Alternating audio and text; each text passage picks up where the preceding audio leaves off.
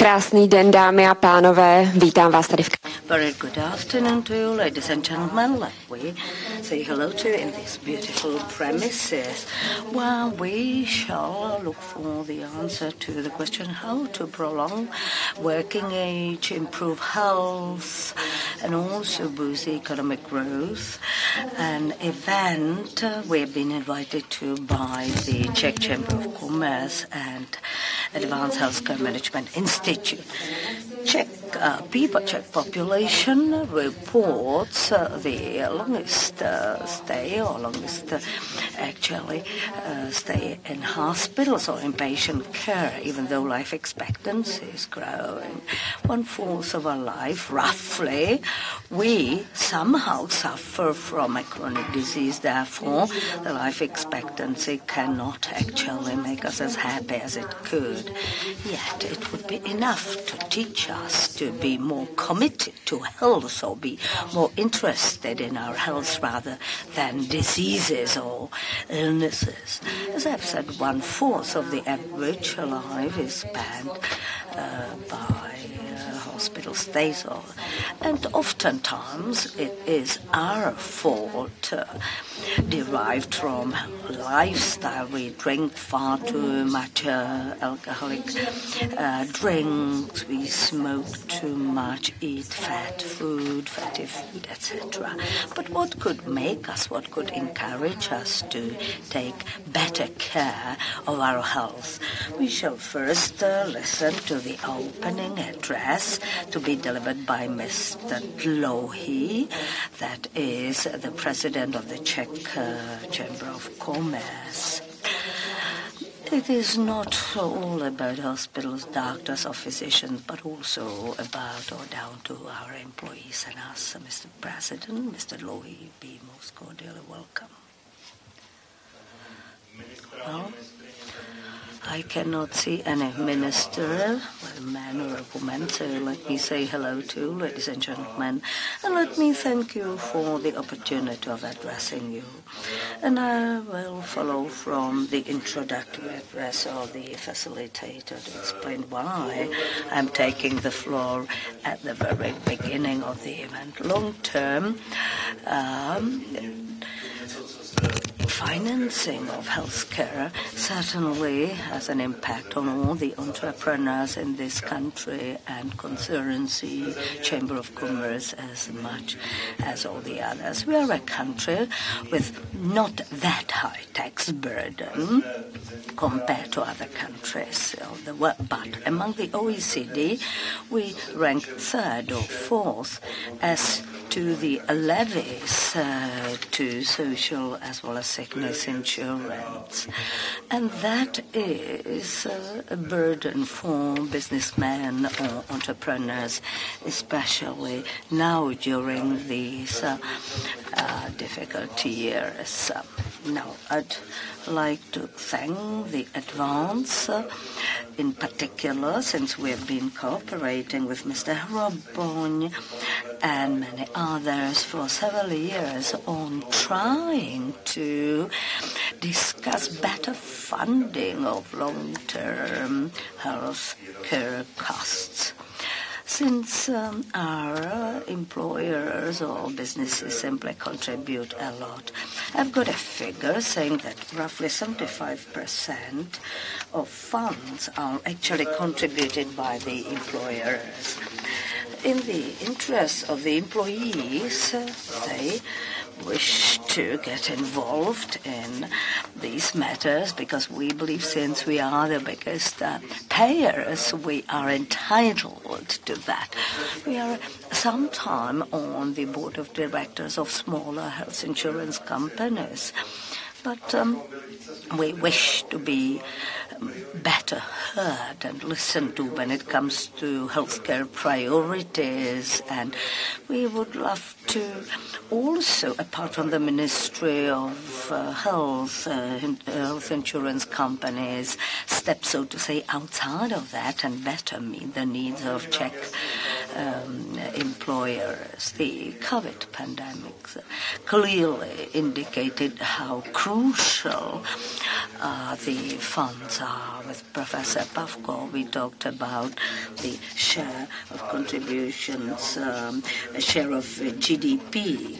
It's roughly 9%, that's the share of GDP on healthcare spending, or 10% in the US. They have even bigger share contributed to healthcare, and yet they complain of poor quality of healthcare services.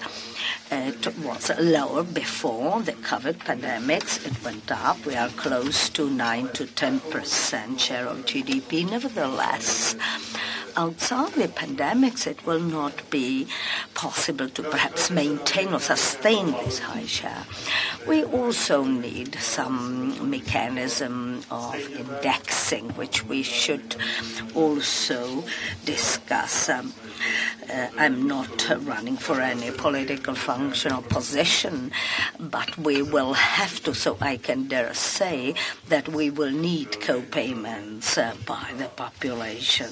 I know, or deductibles, I know it is a complex issue or a challenge. We have worked with UZIS, Professor Dušek and others. That is the Institute of Health Information and Statistics, UZIS. We've been fairly close to the results generated by UZIS, suggesting that there is a major, still a big gap between the revenues as cost or expenditure of healthcare. And this gap, obviously, in 2030 could have been 90 billion crowns in 2018 prices, and with the current inflation, we have no idea whatsoever what that could really be. So we have to reckon with the literally scissors being broadened, since there will be difference in prices on the supply as against demand side, which is why we consider this critical, and this is why the Chamber of Commerce supports fully such events as this one today. I would also like to speak about something I'm not an expert at, so I got it prepared by the experts, something that is called healthy labor force. Healthy labor force. We are already faced with shortage of labor force. Ukrainian migration will not tackle the issue in a short-term horizon either. And what are the opportunities offered by labor market? There are not very many, but the most essential or key or crucial is the improved health of population. The 60-year-old people should be, in the same health status as those being 50. So, let's hope we'll be better off in the future compared to today. Nevertheless, we will have to discuss the period, longer period of working age, that is later efficient or effective retirement. Will be possible. We will be able to gradually prolong the effective retirement age, and we do know that health costs on retirees are huge and will keep rocketing. Investing in health of population is a great opportunity for investments. Multiplication effect and payback is more than obvious. Now, employers, how to get them engaged? Prevention, investing in prevention. I know that Czech healthcare can treat both in terms of regional aspect as composition of diseases, but it is really tragic that 1/4 of spending on healthcare only is earmarked to prevention or goes to prevention. If that is true, well, it's bad. We need very many occupational services or services to those who are, in positions where some sort of healthcare services only are needed. We do also need money in the system, that is money contributed by the employers to be directed to preventive care, meeting the cost-effectiveness requirements, chronic diseases. You better know than me, that it means cardiovascular diseases, obesity, diabetes, tumors or oncology disorders, which equal 60% or consume 60% of total healthcare expenditures. Perhaps it's even higher or worse. And also today's presentation should show us how silly it is or destructive effect may have on the facilities, the missing element of aftercare or follow-up care. The morbidity of Czech population costs us, according to WHO, up to 14% of GDP annually. Well, someone has to pay that. Employers to a major degree, of course, and I don't want to underestimate or play down the other sources of funding, not in the least. Therefore, it is essential to collaborate. And quality of life and success of healthcare system is at stake. I once again wish to thank for this conference. I wish to thank for having the opportunity to address you. I'm sorry I have to leave you after this, and I wouldn't be much of a benefit in the discussion. Nevertheless, let me assure you that the Chamber of Commerce pays major attention to these matters related to healthcare. Even we will do so in the future as well, since to us it is of crucial importance. Let me wish you enjoyable debate, interesting presentations, and thank you for holding it and also for inviting me. So, Mr. Dlouhý, President of Czech Chamber of Commerce, I believe he has clearly said we should take healthcare as a certain sector of economy with both revenues and costs of expenditure. And it is possible to somehow make it work, which will be testified to by some of the presenters.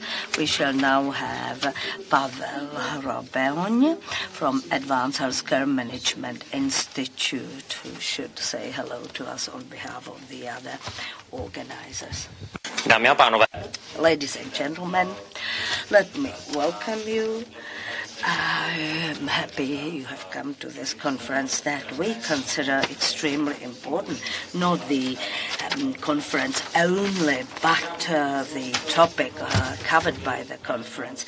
And since I will later on speak as well, and since Mr. Dlouhý has summed up all the major reasons of our being here, I will merely thank to the partners without whom it couldn't have been organized. I believe it is our pleasure and privilege to work work with cooperate with Chamber of Commerce.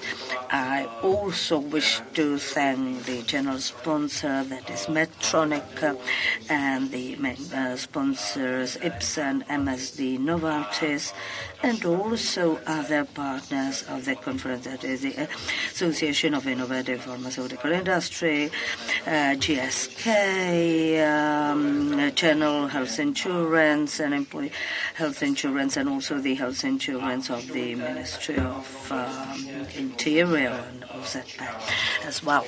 So now, what will be on the agenda during the conference? Soon we will have the keynote speech that will be focused on the topic. That means the economic payback or return, ROI of investment in health.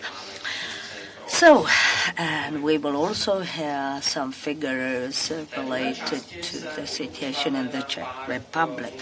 Second part will be devoted to actual cases, that is how innovation in healthcare can help, and why should we actually pay major attention to cost-effective innovations and investments.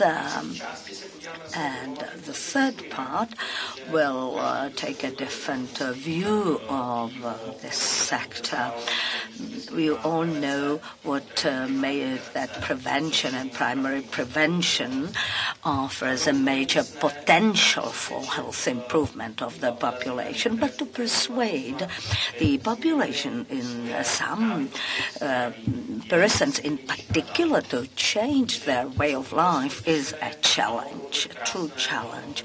So yes, it is wonderful in theory, but difficult in practice. But it is possible, feasible and doable, as we will testify by sharing some cases or examples. But you have to be patient and consistent in your efforts. And the very last part will actually host moderated discussions between politicians, representatives of health insurance companies and experts, and they will be asked about investing in healthcare. How do they approach that or view it? Because the most meaningful investments should certainly be executed or effected and made, and we shall last but at least focus on prevention. Most of us, in one way or another, work in healthcare, and healthcare is confronted with a major task, that is to move from treatment to prevention, whether primary prevention, changing the mindset and behavior of our population, or secondary or tertiary. That means how can we, in people with diseases, prevent worsening of their condition. I'm happy to have persons here outside the healthcare only, because it cannot be merely the responsibility of healthcare and healthcare professionals. It is also up to the employers, up to education facilities and other stakeholders to contribute. So this is why the conference has been organized and about the agenda. So let me go back to healthcare or health and economy, because we all look for good investment into education of our children. Some want to invest into art or in stock. Some want to invest in their health, and that certainly pays off. But maybe we are not able to calculate how much or to what extent it pays off, because sometimes in standard investment we look for the usual revenues or profit. So let's start with the presentation, Investment into Health. Thomas London from the McKinsey company. He understands Czech but he will speak in English. So those of you who prefer interpreting, then you can pick up your headsets. The headsets are available outside, and 5 and 6 are the channels for the English and Czech version. Is going to present the analysis of health as an investment. Děkuji, dobrý den. Děkuji vám za pozvání. Děkuji. Thank you very much for the invitation. Thank you very much for being able to contribute to the improvement of health and healthcare in Czech Republic and its impact on the economic growth. Originally, I wanted to present my contribution in Czech, but my kitchen Czech is not sufficient, so I apologize, but I must speak in English. Today with you to kickstart and stimulate the discussions this afternoon is a perspective that was assembled by the McKinsey Global Institute, trying to shed light on essentially two questions. Number one, how can we actually reduce the burden of disease that leads to many years of life lost to death or to disability? And if we were to systematically implement all the interventions that have proven to be effective, what could we aspire to?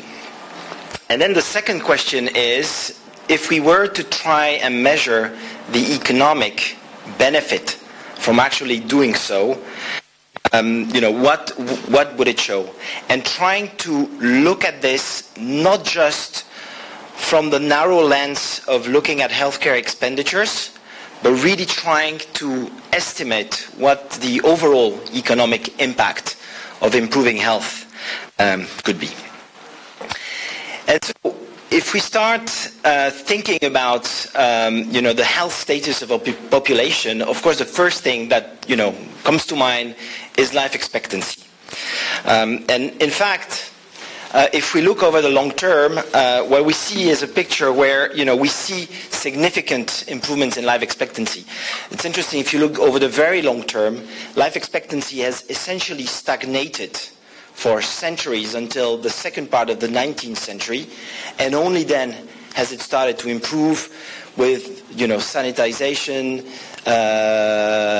pasteurization, and then finally some real improvement in medical techniques. If we look over the last 80 years, what we find between, say, the pre-Second World War times and now is that in the Czech Republic, life expectancy has grown by about 20 years. So you could say, well, fantastic. However, in the same period, on average in Europe, that life expectancy has increased by 25 years. Right? So one could say, there is, if you look at the graph, what is interesting is this long period of stagnation between the early 50s and the late 80s, right? And as we will see, the Czech Republic is actually catching up, if you look at the sort of the latest years. And so we've actually looked into a more recent period, and what you actually see is that the Czech Republic has actually gained significantly more life expectancy than some of the countries that have the highest life expectancy on the planet, right? And in fact, 2.8 years, and that's over a 10-year period, 2007 to 17, is significantly above, what we've seen in France or, in Japan or Switzerland. So that's the great news. Where, the Czech Republic is catching up. I would say a relatively fast pace. However, the not so nice picture is that what you see here, half of those years of additional life expectancy, we've had to give away in some way to years spent in bad health, in disability or significant illness.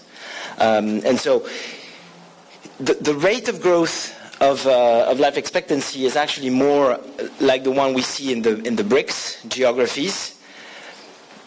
but something, something's wrong in the mix. And so there's really two questions. How can we continue to catch up? But how can we also ensure that we reduce the number of lives or years that are lost to disease, right? And so we went to actually then study the nature of the burden of disease, and there's a great resource which is the Global Burden of Disease database that exists with very granular data across many geographies, and we've looked into that. The first way to split this is obviously by disease, right? And what you can see, there's no surprise there, is that the two main sources of potential improvement are cardiovascular disease and cancers, right? So there's no surprise. The other way to look at this burden of disease is actually splitting it by age category. And I have to say, when I looked at the numbers for the Czech Republic, I was surprised. Because I would have expected, as we see in other geographies, that a lot of this burden of disease is actually concentrated in the later years of life, right? But actually, here, more than 60% of these years lost to disability are lost within the time when people are productive in the job, in the workplace, right? That's actually significantly higher than what we've seen in other countries.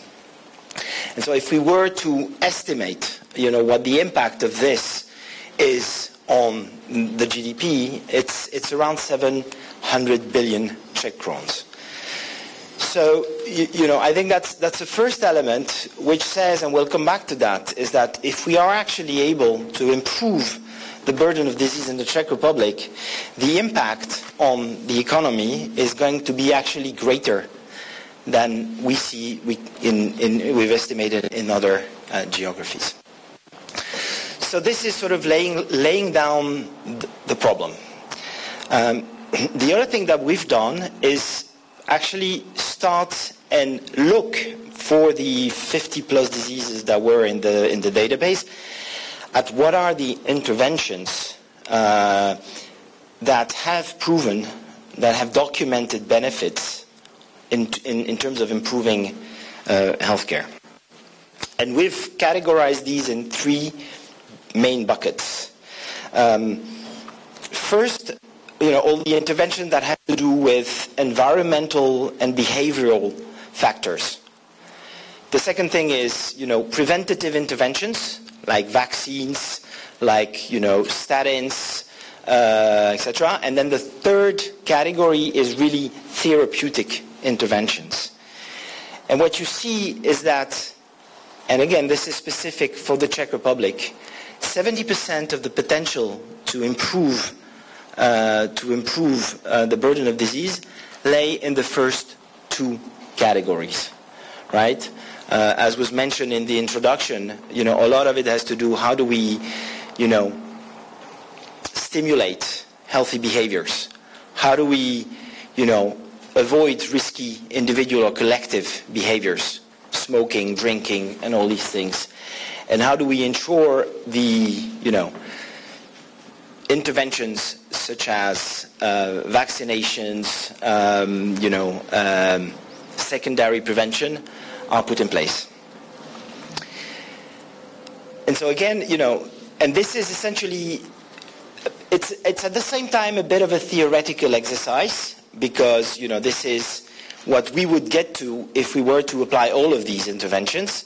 But at the same time, this is really based on, the impact of intervention that has been measured somewhere.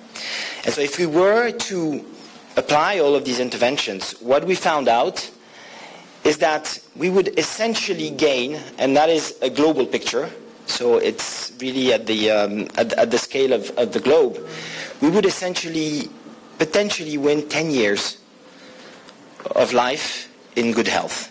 10 years. So it means that your expectation of being in good health and alive at the age of 65 would be, by 2040, what it is today at 55. Again, this is estimating a potential, right? So that's the first story. There is great benefits to be gained on the health of the population.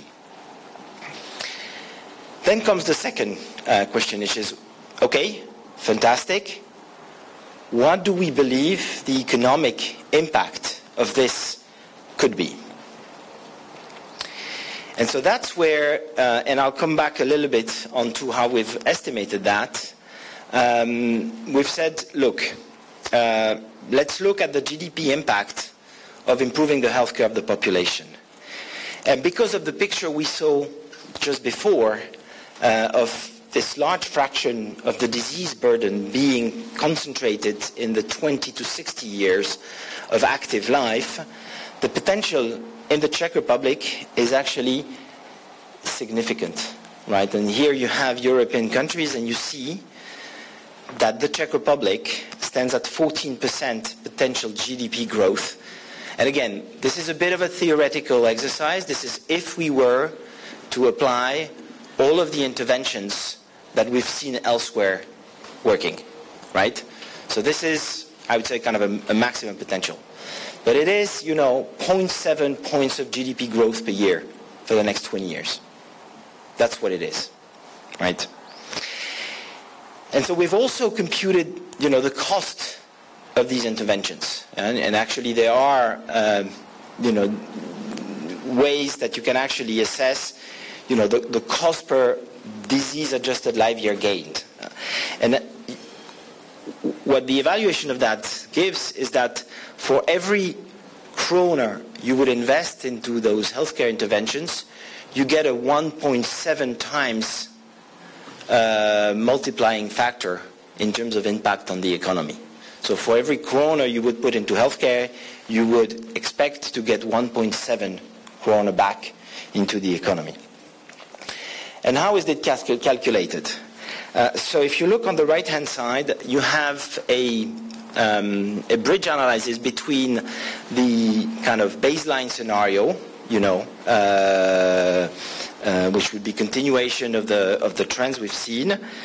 And then on the right-hand side, that scenario, what we've called a healthy growth scenario, where you find those 40% additional growth.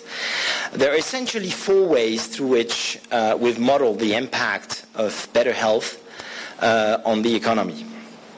So the first one is the avoidance of premature death and people that essentially leave the economy too early, right? So we see that in the Czech Republic, this is actually not a huge fraction.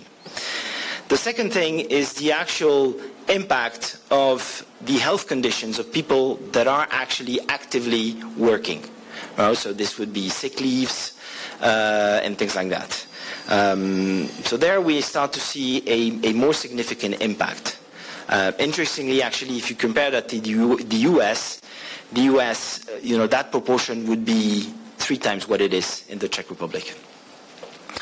Then comes the big chunk, which is the big chunk in most European countries because of our our social and welfare systems, which is the impact of people getting out of the workforce, either because they have some form of invalidity and that essentially quit the workforce earlier than what they could, or the second interesting impact is people that quit the workforce to support elderly parents or people that are sick. And that's also actually a significant part of that 25 billion, right? And so that proportion in the Czech Republic estimated is 60%, whereas on average in Europe it's 53%. So there is potentially here a bigger opportunity to actually, accelerate economic growth by keeping people in the marketplace, in the workforce. In particular, in times, as was mentioned by Mr. Lohi, when we see a shortage of workforce. So all the more, this is addressing a direct bottleneck to economic growth. So second message is there is significant economic potential to be unlocked through better health. Now, in the third part of the presentation, let me offer some perspectives and examples of some of interventions, right? And I'll focus first on prevention, largely speaking. So how do you ensure you keep people outside of the healthcare system? And then just looking a little bit more into primary care, which is, once you think healthcare, is probably the primary line of defense to keep people in good health. And I would argue that in terms of prevention, we need a quite radical paradigm shift to the way I've seen a number of countries and governments think about it. I'm thinking France, for instance. When we see prevention plans, they tend, or at least they've tended to focus a lot on how do we make sure that we mobilize our healthcare system more to do prevention. And actually, we're missing 75% of the point if that's the way we think about this. If you think prevention, it's useful, I find, to think about it as concentric circles of risk factors we're trying to address. The first one, the black circle, is essentially healthcare risk due to a existing pathology, right? Which, diabetes would be one, heart failure would be another one. And so there the question is really a question of secondary prevention, of how do you ensure you prevent exacerbation of those diseases, right? And that's probably where the healthcare system has the strongest role to play. But then if you move away from that, then there's a circle of individual risky behaviors, right, that we need to address. Smoking, alcohol, mental health would be another one. Then you move into the next circle, where you will find collective behaviors and very often social determinants of health playing a role. I haven't dwelt a lot on social determinants of health, but we actually see in many countries a very strong correlation between, the social strata in which people are and the health in which they live. And then finally, I would say the broadest lens is the question of environmental health. How do we ensure we avoid pollution? How do we ensure, like in the case of COVID, we anticipate and act on the emergence of new pathogens? And in fact, if you think that healthcare is the solution to this, you're probably focusing on, a good fraction of the black circle, but you do not do essentially nothing about the others, right? And so the key questions are, obviously, out of all the interventions we have, which ones should we prioritize? One. B, instead of thinking about how do I mobilize doctors, nurses, the healthcare system, is how do I actually mobilize ecosystems of players, in particular the players that are in the day-to-day life, present in the day-to-day life of our citizens, which, apart from people that have a chronic conditions, is typically not the healthcare system, right? And so this question is how do we mobilize coalitions to go against these issues? And then finally, what is the information we have at hand that allows us to stratify the risk of the population to make sure that we place the right investment and the right amount of investment depending on the risk profile of citizens? Let me give you an example. In diabetes. Diabetes disease management programs where you actually, providing a range of services to diabetic patients to help them better take care of their health. We see many of these actually have a negative ROI. So too much investment for the impact you actually get. And the main reason behind that is an improper stratification of the risks, Whereas, you really identify, depending on the profile of the patient, how much at risk, and then you target the amount of investment and the intensity of the interventions to that risk profile. And we've seen a lot of programs actually allocate a lot of resources to people that have a relatively low risk profile. And so that's where you essentially kill the return on the money you're putting against this. Let me try to illustrate this with a couple of examples taken from obesitas. Right? So the first question is, how can I actually prioritize intervention? And there again, with a bit of analytical work, although the data is not perfect, we can actually start and look at, how effective different types of interventions are. And so what you have here is a set of interventions, and you will see some of them are about drug treatments, some of them are about surgery, like bariatric surgery, and a lot of them are about interventions in the environment in which citizens live. And what you see, so the first graph on the left is essentially how much disease-adjusted life years you could gain through this intervention. And then the cost in light blue, and then how strong the fact base to substantiate the impact is. It's interesting to see that the most effective ones are not the most expensive ones, and they have to do about the choices that people are faced with. Right? Is how large the portions that are being offered in restaurants are. What is the formulation of the industrial products that people are fed, and how can you actually improve that? And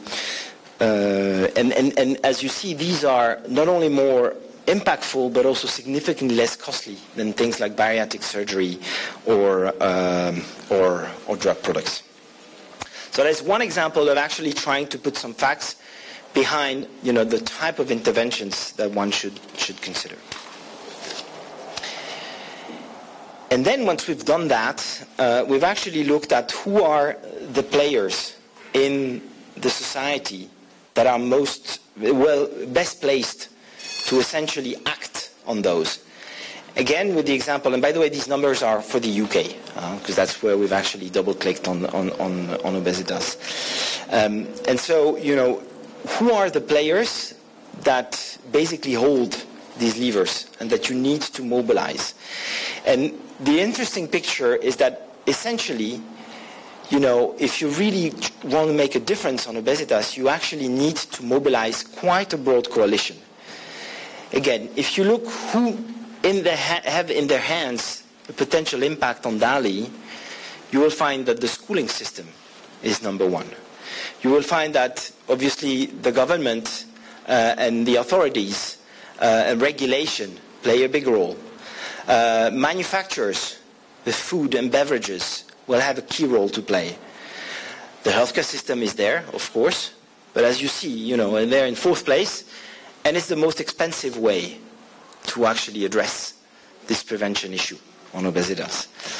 Restaurants, retail, and employers all have enhanced levers. And so you see, because the potential is so well distributed that you essentially need to build these broad coalitions to go after a problem like that one. And obesitas is actually probably one of the most complex ones to address. So this is, again, first perspective on prevention. How do we keep the population healthy, and what do we need to do that? And then the second zoom I wanted to take is the one on primary care.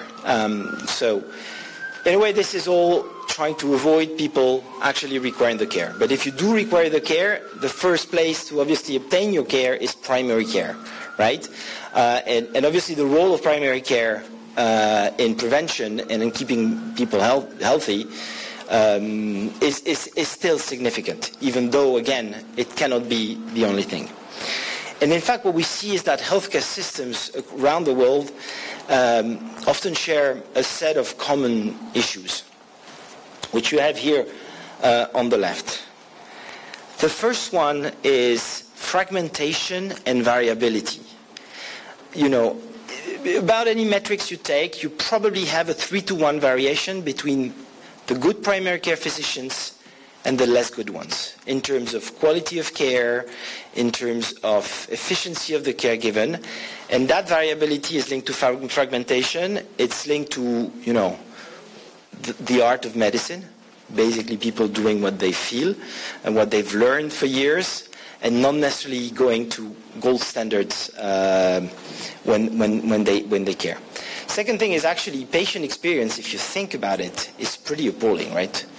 It's traveling to your doctors, it's waiting, it's repeating your answers again, your story again and again, right? And it's also, frankly, one size fits all. It's like physical encounter with a doctor, whatever the profile of the patient and whatever the disease.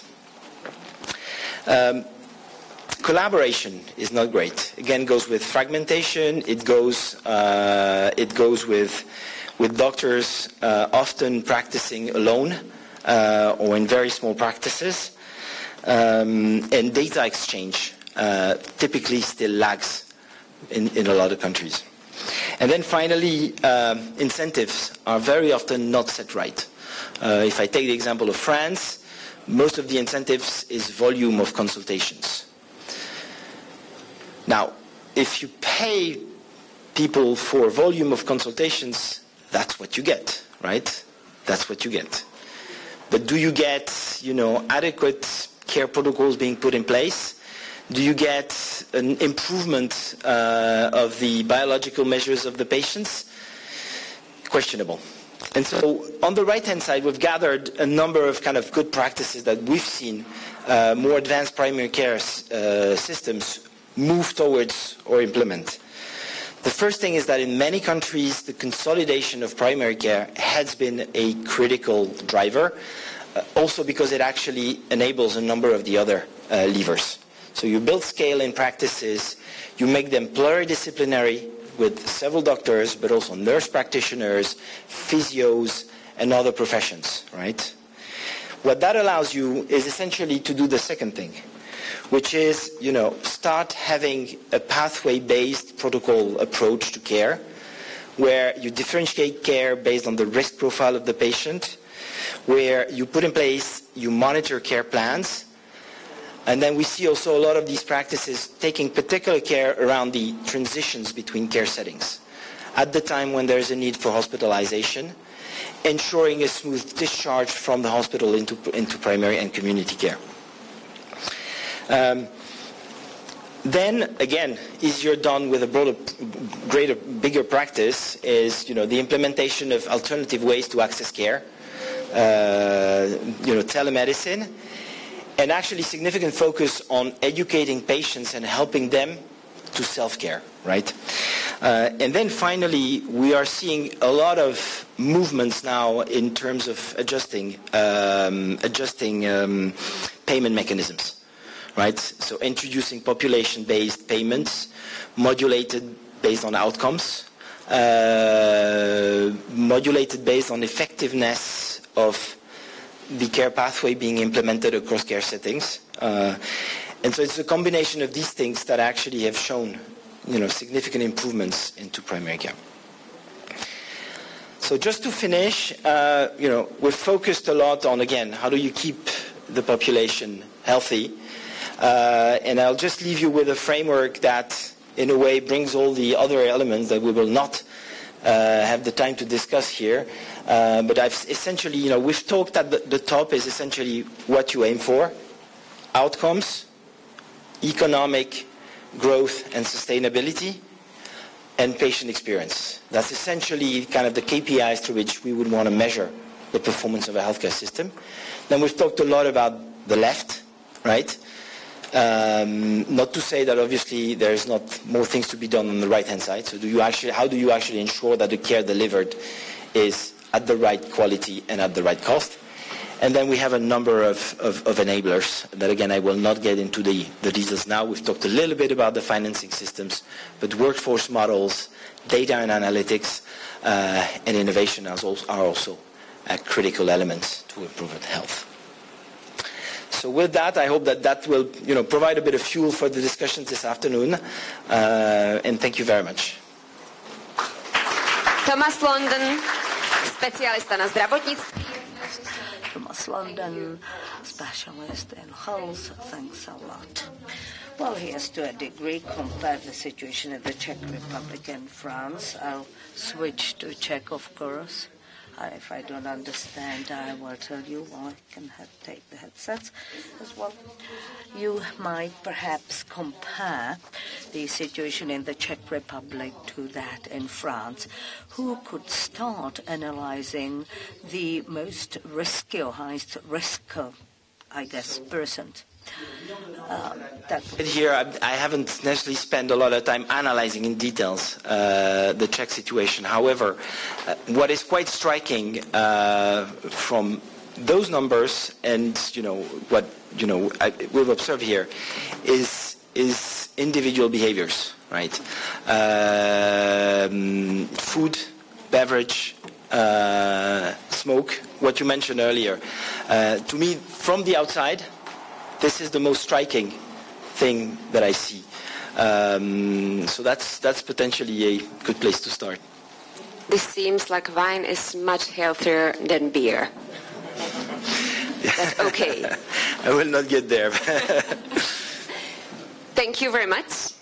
My budeme mít samozřejmě příležitost. We shall then have an opportunity to ask more questions addressed to Thomas. Now, however, I would like to ask Mr. Hroboň, unless there are any specific questions to be addressed to Mr. London, because he then applies the figures to the Czech Republic. So what's the major issue, where to start to potentially improve the situation? Ladies and gentlemen, I'll make a follow-up to Thomas and the essential stuff he shared with us. I will try to apply to the Czech Republic. So, healthcare is not merely a cost item, but it can also have a positive return on investment and help persons tackle their issues. I will start by saying, or speaking about the way we calculate costs and benefits in healthcare and what should be changed. The issue of improving health of population is of extreme importance for the Czech Republic, as has been said, since the employers now place far more demanding requirements. In other words, there is a shortage of labor. We are not living in a country that is mentally open to immigrants. And also there is a major issue of population aging. So one way to help improve the situation is help the Czech population improve their health. And once they are employed, they shouldn't spend that much time on sick leave, and as long as they are present at work, they should certainly be productive. This is essential. Now, getting to the core of the matter, how can we improve the health of population, our population's health? Well, I'll get back to those three areas suggested by Thomas, or changing the lifestyle. That means primary prevention. And what can the Czech healthcare do better in prevention and also in the area of care? I apologize for simplification, but we don't have that much time to go to details. So when we focus on cost effectiveness, which we actually assess with drugs, procedures, we then factor in the costs and savings in the public health insurance system, and also the impact of treatment or prevention. But there are many other elements or factors we do not reckon with, like other costs in the social area in particular. Abroad and in the the Czech Republic, too, we have reached a sort of consensus. And we do have some data available, but they will never be adequate or sufficient and ideal unless we start using them. We also do not factor in the costs on informal carers, whether family members, friends, or other relatives. And there we don't have much of a methodology to apply.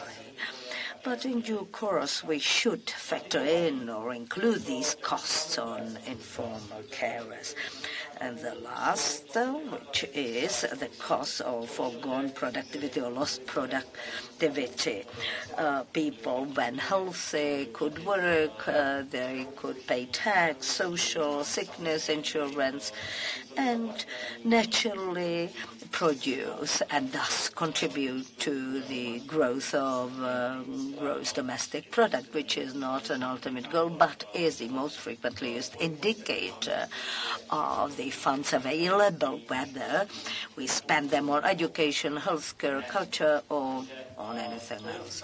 So, that much as concerns the current situation, and I also very much appreciate the presentation we have just heard about, what we factor in or don't factor in when wondering whether or not it's well worth it or whether it pays off to invest in health of population. Now, what can we do to improve the health of our population? Number one area, as covered by Thomas, is the change of lifestyle.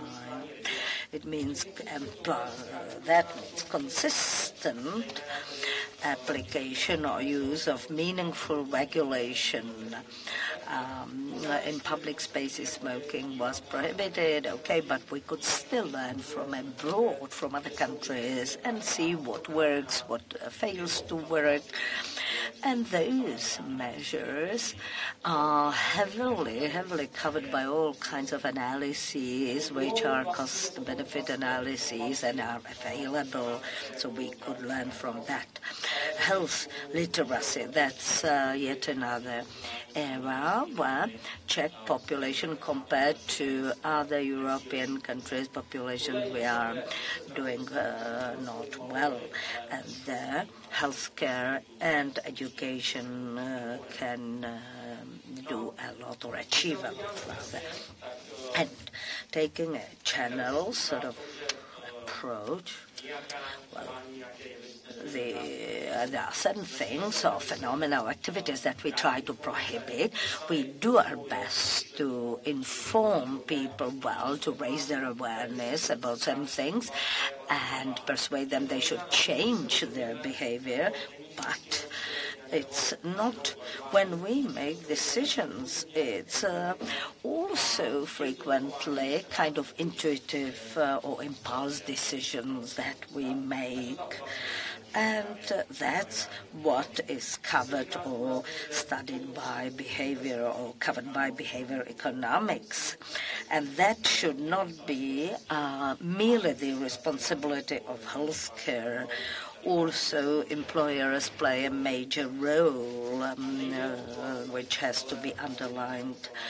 And it's not about their assistance to all national efforts, but investing in better health of employees is certainly well worth it or pays off at the level of individual businesses or employers. Now, that's another area, what can the healthcare do for the sake of prevention? Well, there is not much left because I believe we are pretty successful in oncologic screening programs. Many institutions, not only healthcare providers, but also healthcare insurance companies have done a lot. We can be proud of that. But there are many other things that can be done, like the linking the everyday or common healthcare to prevention. We either treat or focus on prevention. or encourage all these stakeholders to focus more on the prevention. Or we also provide ever more services, better services and care to patients already diseased. So there are many interventions that can help improve the health, like smoking cessation. It is covered by health insurance companies. Not the same, however, applies to drugs related to that. And also, we don't sufficiently encourage patients to cease or give up smoking. And then incentives or incentive motivation programs for insured persons. And also the last, Thomas had the three aspects: lifestyle changes, preventive levers or measures, and treatment. He hasn't talked that much about treatment, but still there is 1/3 of the potential which consists in the actual cure or treatment. Comprehensive and consistent care of patients with simply high-risk factors. That means integrating the health care based on risk stratification, which Thomas also talked about. That means focus mainly on those where there is the highest likelihood of worsening the health or poor health, increased costs on care, and also take into account the need for integration. New cost-effective technologies should be exploited or used. It is highly topical now due to those fairly many years with major inflows of funds into healthcare before COVID, thanks to economic growth of the Czech Republic. Then during COVID, higher payments or contributions of the state per insured person. Now, if you look at the forecast or budget forecast, well, it's the situation is pretty obscure or unclear. But it would be a shame if we stopped investing in new technologies. I mean, horizontally, naturally, we have to focus on those that are cost-effective. Perhaps the evaluations or assessment will be more stringent as to cost-effectiveness evaluation, but we should not stop investing. And we also have to think about how to help or encourage health insurance companies to take a long-term vision approach.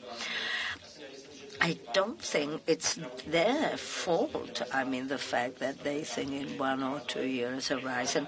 But healthcare companies were set up here in order to be able to quickly, process the care, pay or reimburse the care. I guess they do fulfill their role, but it would be very fitting to advance them or in terms of their role to think about the health status of their insured, community of insured.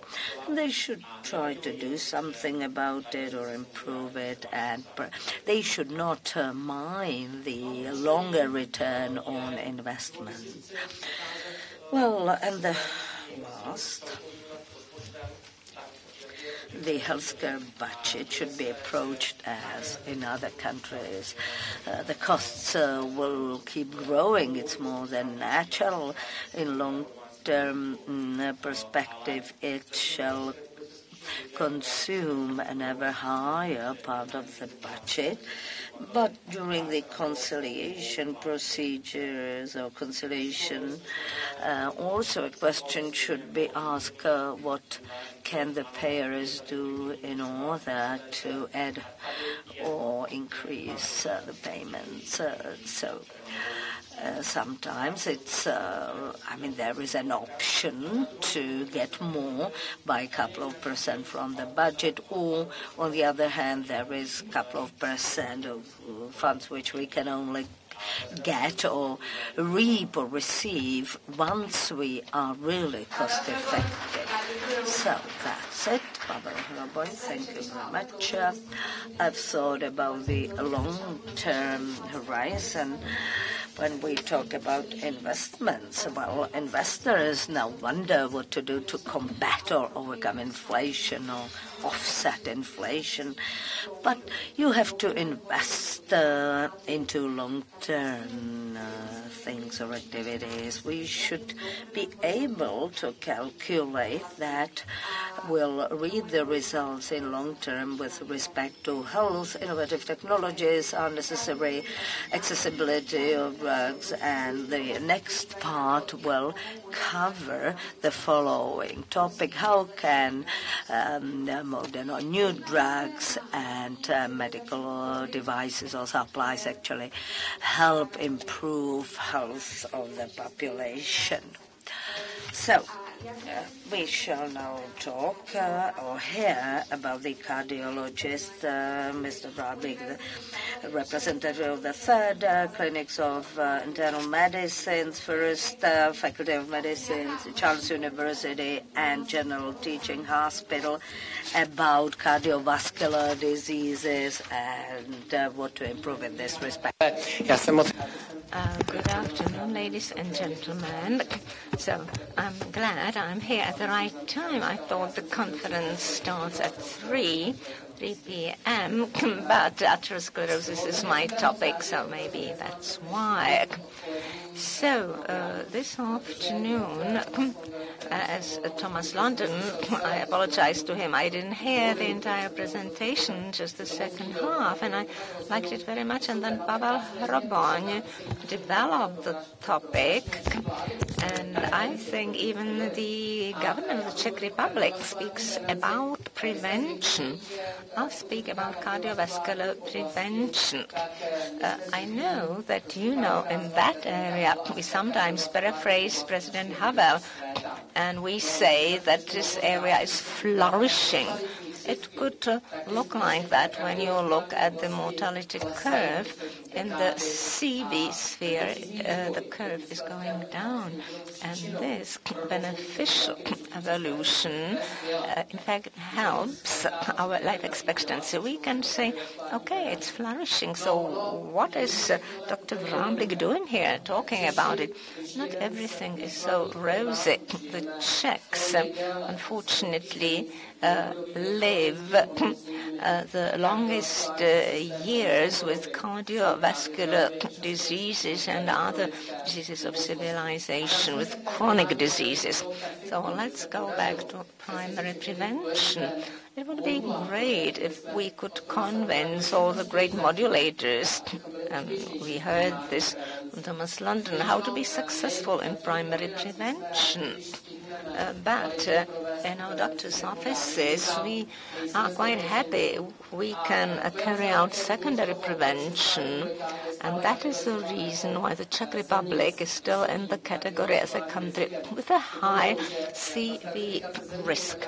The stratification according to cardiovascular risk is based on standardized CV mortality rate, which in the Czech Republic is double comparing to France or other countries in green color.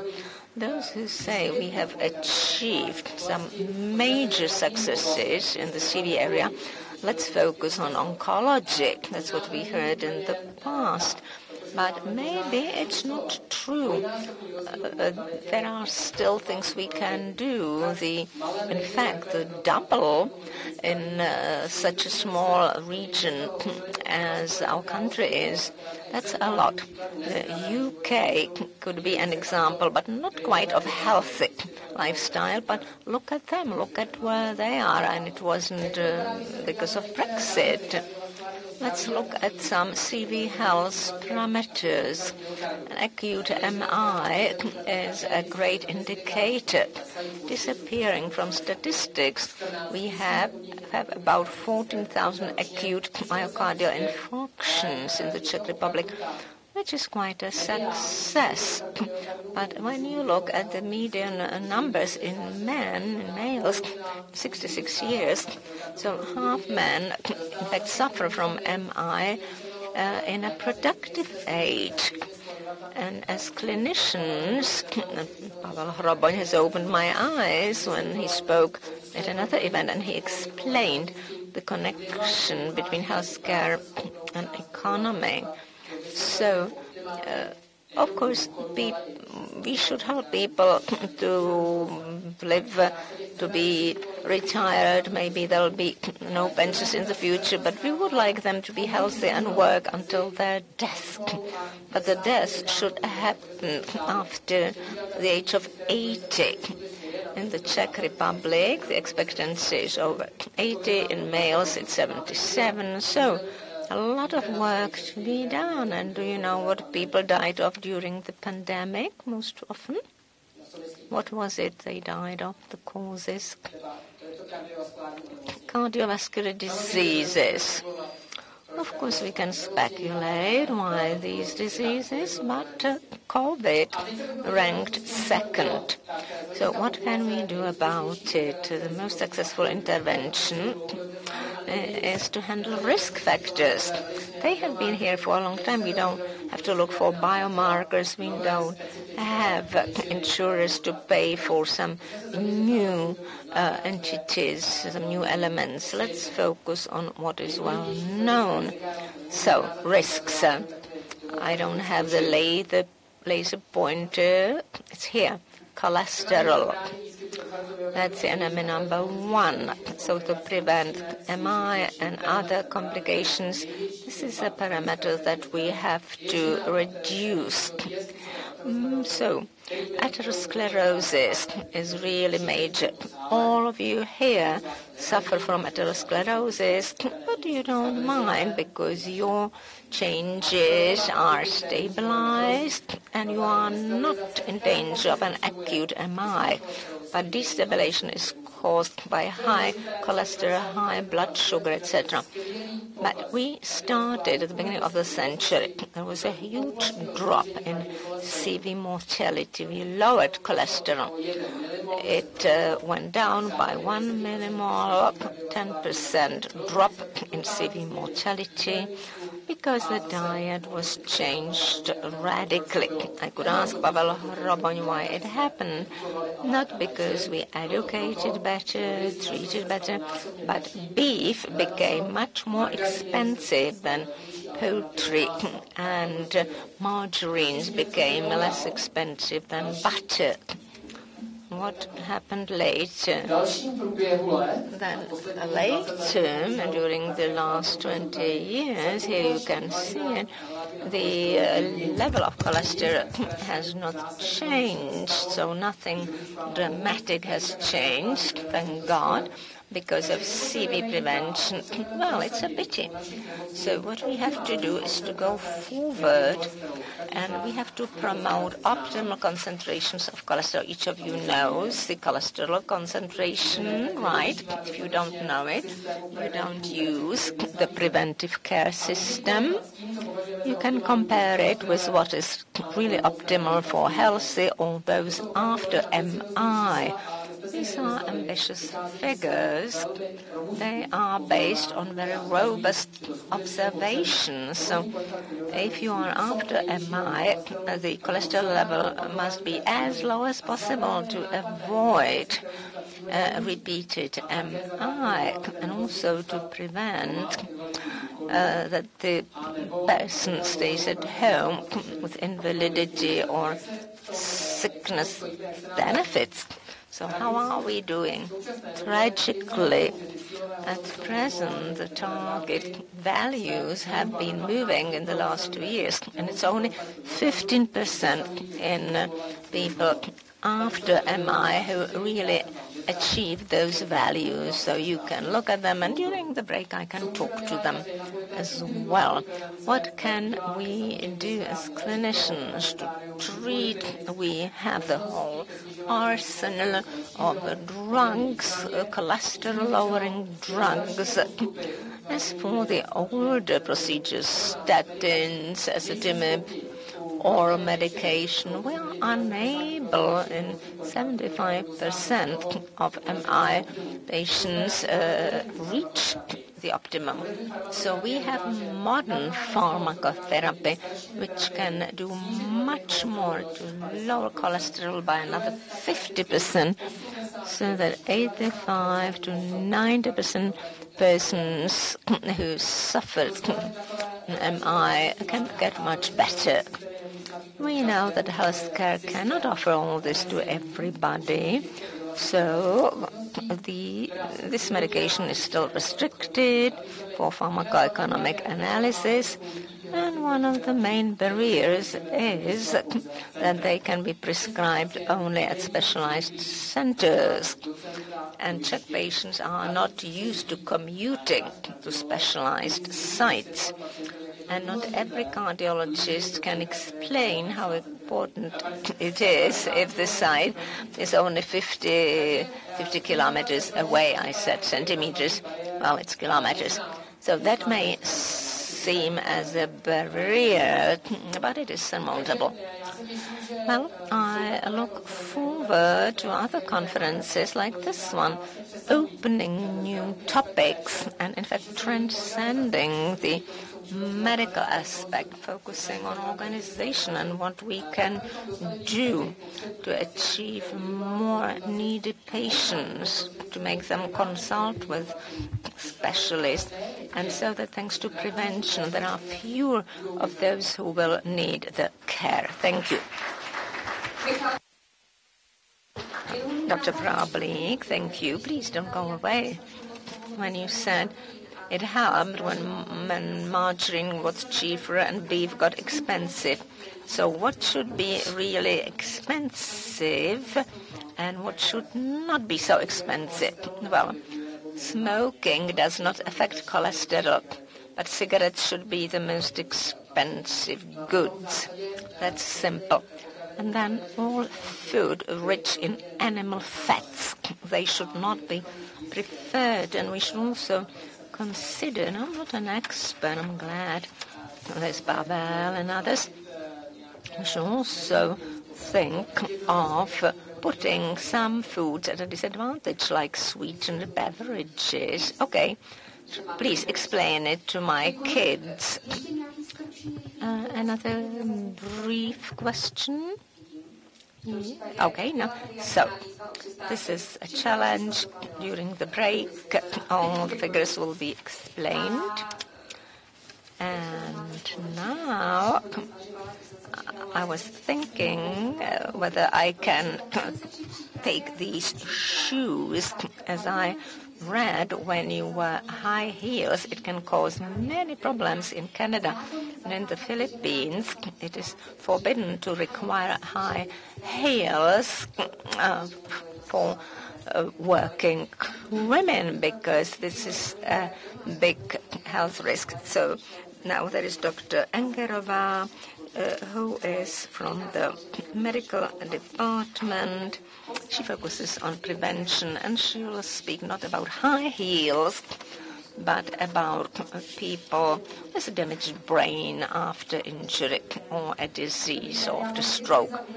Thank you for the introduction. I like your high heels, and if you wear them for a short time, no, it's not damaging. But if you wore them for 10, 12 hours a day, that would be an issue. Thank you for the invitation, and let me now speak about neurorehabilitation and rehabilitation in general, which in fact has been underestimated. And there is a huge potential how to help many patients. Rehabilitation, habilis, means able. So in our discipline, we should try that patients with problems, a condition, become able-bodied again and go back to their normal lives. So I chose stroke, patients who suffered a stroke and damage to the brain. And these patients are either those after a stroke or a trauma, infection, tumor removal. But of course, stroke is something everyone knows what it is, and the second cause of death worldwide. In the Czech Republic, unfortunately, although the numbers are going down, still we have about 30,000 patients who suffered a stroke. So they are complicated patients, and what is important in rehabilitation, after a damage to the brain, patients can be in varied categories. They have some motoric skills problems. One half of the body can be paralyzed. They cannot walk. They have poor stability. But what we don't see is another problem that can complicate matters. It's cognitive functions, attention span, memory. And also they are put at a disadvantage by speech problems. And a speech disorder is very often a bigger problem than motoric skills. So the problem is we have an interdisciplinary team, not just clinicians, but non-medical professions, physical therapists, occupational therapists, psychologists, and the patients could get this interprofessional care. And the experts should talk to each other about the goals. In stroke, we have had major successes in the Czech Republic, especially in the acute phase. We can be proud of it, not only on the European level. Intensive care specialists say that time is the brain. So the earlier you get care, the earlier you go back to normal life. This care has been organized very well in the Czech Republic, but after, unfortunately, the patient goes to rehabilitation departments outside acute care. So in the Czech Republic, we have stroke units, 47. We have newsletters describing the care. In this picture, I want to show our situation in rehabilitation. At the acute stage, there is treatment, but later the patient undergoes rehabilitation, which is linked to the social sphere.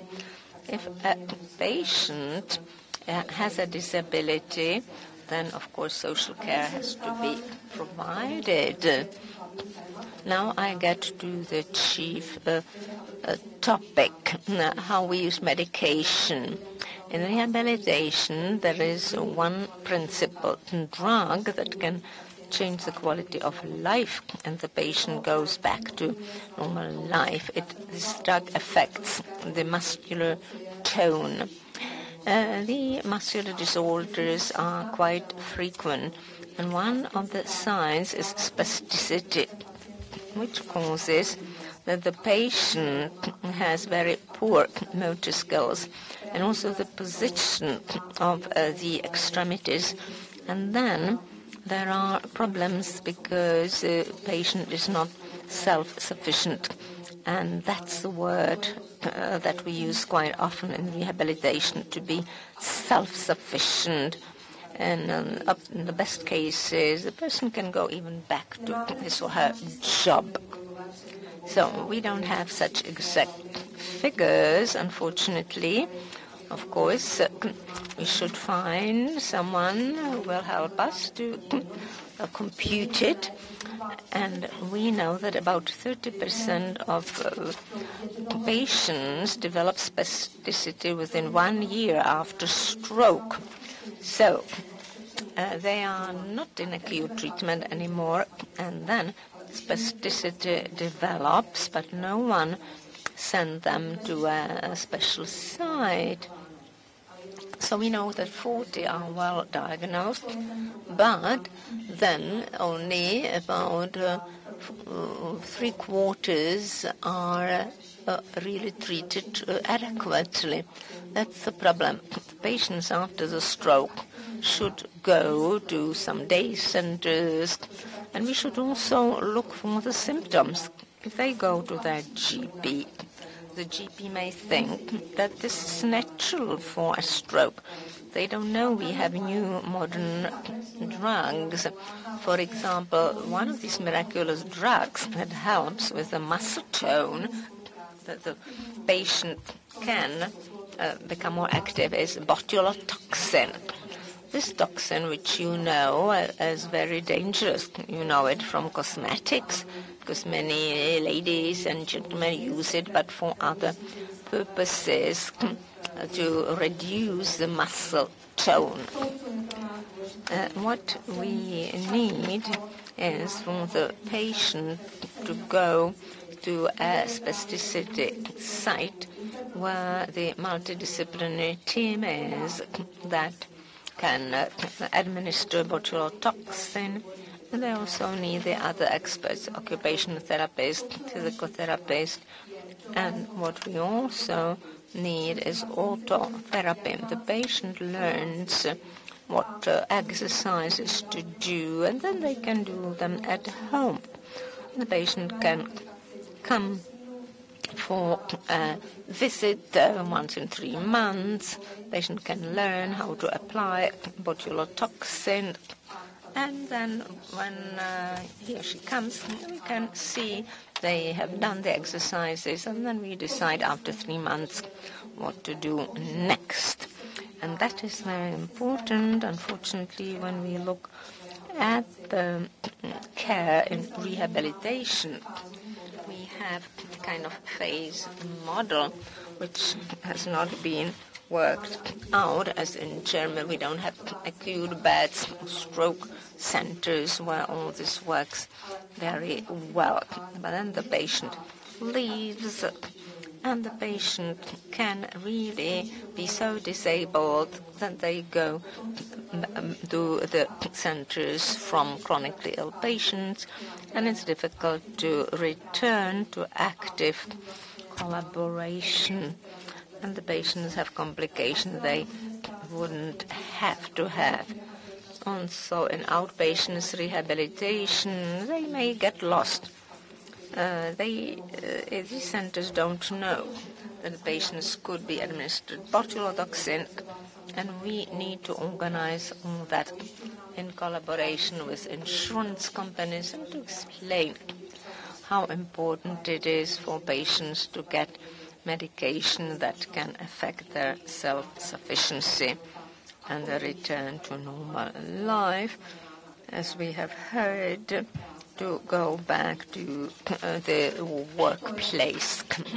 So that's what I wanted to say. I hope there'll be another debate. Thank you. No. Well, I have to say that I was impressed by this, and during the moderated debate or discussion, I'll ask about some figures and also who could help us with conducting the analyses and who could simply help people get to those spots or places where the assistance is available. So, cancer is another cause of malignant tumors which are most often breast cancer, cervix cancer, and colorectal or colon cancer. Well, however, we can, thanks to healthcare, prevent this disease burden. Thomas Hofmacher, health economist at the Swedish Institute for Health Economics, deals with the economic impacts of that. I would like to ask him to come to the rostrum. Would you come to the rostrum, please? You are ready, so please, I think you can advise us on what works the best in the way to improve this situation, because you can compare, so please tell us. Definitely. Hello, everyone. To be here with you today, at least virtually. So my name is Thomas Hofmacher. I'm a health economist at IHE, the Swedish Institute for Health Economics. And today I will really try to live up to the spirit of this conference and talk about my area of expertise, which is cancer, or rather the economic implications of cancer and the benefits of modern cancer care. So, and I'll start with a slide not on cancer, but on COVID-19, actually. So, you know, with COVID-19, we have seen that it turned our lives up and down, and it had a profound impact on our economies. But I'd like to put this here into perspective. So if we look a little bit further back in time, we see that, you know, when we had the financial crisis, 2008, 2009, there was a comparatively small dip in our GDP, our hours worked, our employment rates, compared to what we saw just now in 2020 and 2021 with COVID-19. But you know, as health economists, we already knew before COVID-19, and we have talked about the fact that sick people are less productive than healthy people. But I believe that the key learning from the COVID-19 pandemic has really been that now everyone has a good understanding of the fact that different kinds of diseases can have a profound impact on our economies. The disease that I will talk about now is cancer. And on this slide here, you can see the economic burden of cancer in Czechia. So this comes from research conducted by my research institute. And the economic burden of cancer here shown in this picture from a societal perspective is composed of healthcare costs, what we're spending on cancer care, but also of indirect costs from lost productivity. So that stems from the fact that people with cancer have to be on sick leave. Many of them are forced to retire early. Many of them, unfortunately, die prematurely during working age, so even before they reach the ordinary retirement age. That represents a loss of productivity to the economy. The graph to the left really shows that the economic burden in relation to Czechia's GDP was around 1% throughout the past few years and decades. But, you know, this 1% might seem small if you compare it to COVID-19. Then on the previous slide, I showed you a 10% decrease in GDP from COVID-19. Here it's just 1% from cancer. But the thing with cancer is that you feel this economic impact every single year. It's just that we seem to have learned to live with this impact of cancer and take it for granted. So we almost ignore this cancer pandemic that we have seen for decades in our societies. Now, what I'd also like to show you is how good is Czechia when it comes to providing high-quality cancer care to cancer patients. And let's look at some results, some outcomes in the graph to the left, where I'm showing you 5-year survival rates of women with breast cancer. You see here that on average, the 5-year survival rate in breast cancer is around 80% in Europe, meaning that 5 years after you get the diagnosis, 80% of patients are still alive. The remaining 20% have already died, unfortunately. And Czechia, where does Czechia place here in this ranking? It's just below the EU average when it comes to survival rates here for breast cancer, but it's doing better than neighbors such as Slovakia and Poland. And we see the same pattern for essentially all other cancer types, so for lung cancer, for prostate cancer, for colorectal cancer. It doesn't matter what type. Czechia always tends to be just below the EU 27 average. What I'm showing you to the right is some factors that influence these results, so the outcomes that we see. I'm going to start with prevention. You've already heard this before from other speakers. Smoking is a big issue in Czechia. It has the 12th highest smoking rate in the EU, so there's lots of room to improve on that and become the 27th highest, meaning having the lowest smoking rate instead. HPV vaccination rate is key. Through HPV vaccination, we can eradicate an entire cancer type, namely cervical cancer. The WHO has also proposed to really try to lift up to the aim of eradicating cervical cancer through HPV vaccination until the year 2030, so just 8 years left. Unfortunately, there are no good data for Czechia available that would compare it to other countries, but it's key. HPV vaccination, it has received the Nobel Prize in Medicine in 2008, so this is something worth considering. The second part is screening rates. This is about diagnosing patients with cancer as early as possible. In Czechia, you have 3 screening rates, 3 organized screening programs for breast cancer, cervical cancer, colorectal cancer. And for breast and colorectal cancer, you're in 7th and 6th place in Europe. So that's already pretty high. But in cervical cancer, you're in 1st place, which is impressive. So I think Czechia, when it comes to screening, does exceptionally well in the EU. So this is something to be proud of. But detecting a cancer and telling people or testing people and then telling them you have cancer is just one thing. The really crucial thing is then also to treat patients adequately.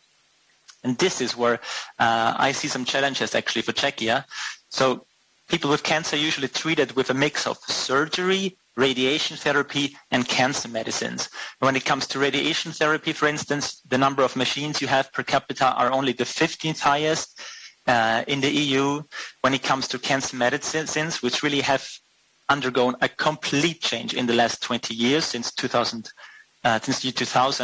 where we have moved from chemotherapy to personalized medicine through targeted therapies and immunotherapies. The latter has also got the Nobel Prize in Medicine in 2018. So there are new possibilities to help patients. And when it comes to the medicines, Czechia is in 12th place in a recent ranking of EU countries. And on the next slide, I'm reverting back now to the previous slide on the economic burden of cancer. And I'll try to talk a little about the economic implications of the progress in cancer care that we have seen in the past, because we have seen progress. In Czechia, 20 years ago, the 5-year survival rate for breast cancer that I've shown you on the previous slide, it was 70%. Now it's 80%, and it keeps increasing. So that's the good news. And we see this also in other cancer types. The situation is improving. So we are heading into the right direction. But you also have to understand that this progress, there is some development behind it. And the key development is that healthcare spending on cancer care has been increasing in Czechia. We have seen and estimated this. That's what you see on this graph here to the left. The yellow part of the bars that are called healthcare costs, you see that they have increased. They have increased in absolute terms, so the Czech crowns that you spend on cancer, but also in relative terms, so the percent of GDP increased from around 0.3% of GDP in 1995 to now 0.5% of GDP. But at the same time, you also have this development that the indirect costs, the blue parts of these bars, have started to decrease over time. And that's because patient outcomes have improved. That's because, people of working age don't die, they survive their cancer. They're less frequently on sick leave or have to retire early. So these are the benefits, so to speak, of improving outcomes of cancer patients. You see them in the decrease of indirect costs. Now, the big challenge or danger is when you try to work within a framework of what's called a silo mentality or a silo approach. Because when it comes to healthcare decision-making, it's really important what perspective do you choose? Do you only look at healthcare costs, the yellow part of the bars, or do you also include the blue part of the bars, the indirect costs? Because if you only focus on the yellow part, the healthcare costs, you will miss some of these benefits that I've talked about, sickness benefits that you have to pay, early retirement, payments that you have to make, and just overall economic activity from healthy people staying and being in the workforce. So that's tax revenue that we're talking about in the end. And on my final slide, I try to show you a little bit of what we see in terms of what we get from spending. So what we try to relate to is survival rates on the vertical axis for the major cancer types, with spending on cancer care on the horizontal axis. You know, what you see in general is an upward sloping trend. So on average, more spending on cancer care, and here I'm talking about the healthcare spending, leads to better outcomes. But it's not the perfect one-to-one relationship. That's clear from this picture. It's quite some scattered pattern. But I believe to achieve future improvements in cancer care and also to move Czechia up from below the EU average to the EU average or above, more spending in healthcare will be necessary. I think there is no way to deny this. It will be necessary. The question is just what should you spend money on? And I believe that we need to tackle cancer comprehensively. So we need to invest in prevention. We need to invest in screening, early diagnosis. But we also need to invest in treatment and follow-up care. And what's important is that all measures that we take are evidence-based, so we can be sure and confident that the things we do and spend money on will actually help patients. And the measures that we take should also be cost-effective. But when it comes to judging what's cost-effective, we should remind ourselves what are the costs that we look at. Do we only look at healthcare costs, or are we applying a more societal perspective and also consider indirect costs in our decision-making? Because if we leave out indirect costs in decision-making in healthcare, it might lead us to some suboptimal decisions. So then we won't maximize patients in the best possible way. And I think this should be our aim, to help our patients in the best possible way and at the same time spend our money wisely. So with that, I'd like to end my presentation. So thank you very much for listening. Thomas, thank you. Thank you very much. That was Thomas Hofmacher from the Swedish Institute for Health Economics. Thank you for showing us the main message, that we should not concentrate only on the direct costs, but we should take into consideration much more than that. So thank you for being with us. I will just have a look at the audience. Je tady nějaká otázka, kterou bychom... Is there a question someone would love to pose to or address to Thomas immediately? Thank you so much. A my se dostáváme k... Now we are getting to the next point. Mr. Hoditz is a physician and an economist, and he will cover in details the way we finance innovations of medical devices and supplies in our healthcare or our hospitals compared to the situation abroad. Thanks a lot, ladies and gentlemen. Thank you. And I will focus on this topic I will focus on reimbursement or payments and supporting innovation or innovative technologies for the development of health or healthcare. I've got two questions prepared. First, are the innovative technologies, generally speaking, that important for the better or development of healthcare? I guess the answer naturally is yes. So it applies to healthcare as well. So it was a rhetoric question only. But the question which is really fitting is whether the current system of reimbursement is properly set up. So do we have a properly set up process of their introduction to the market and their funding? Is it properly or fairly funded so that it only prefers the top quality, top-notch and effective technologies which are truly beneficial? And this question is certainly worth answering, so we'll focus on that to begin with. We talked about the way technologies are actually introduced to the market during a conference which was held about a month ago. That's a technology summit. In order for a technology to be placed on market, health technology assessment should be conducted, which simply proves its cost effectiveness. After that, we have spent quite a long time on how the given technology is then included in the list of covered technologies by General Health Insurance Company.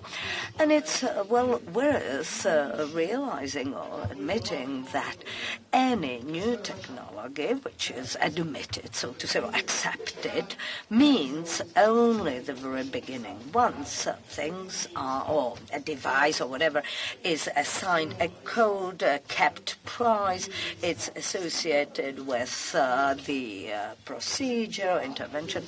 It is at the very beginning only. Since in this country the acute inpatient care is paid based on DRG, diagnosis-related groups, which means that the facility gets a flat or fee or payment for the whole, from admission to hospital until the discharge. Let's say colorectal cancer is diagnosed, the person is admitted, there is a surgery, etc., etc. All these patients simply all the procedures are paid by a flat fee or reimbursement. And the hospital should have all the costs covered associated with the given patient. So it means inpatient, standard room stay, intensive care unit stay, etc., materials, devices, drugs, all that should be covered by this flat fee or reimbursement. And once a new inpatient technology or whatever is made available, does not necessarily mean that it is profitable for the provider to use it, since hardly ever these innovative things are less expensive. They are usually more expensive whenever there is some innovative product or device or whatever. It is more expensive. And if the DRG revenues reflect historic costs, once you bring or offer a new technology, introduce a new technology, the costs are higher than the benefits, which is called a loss.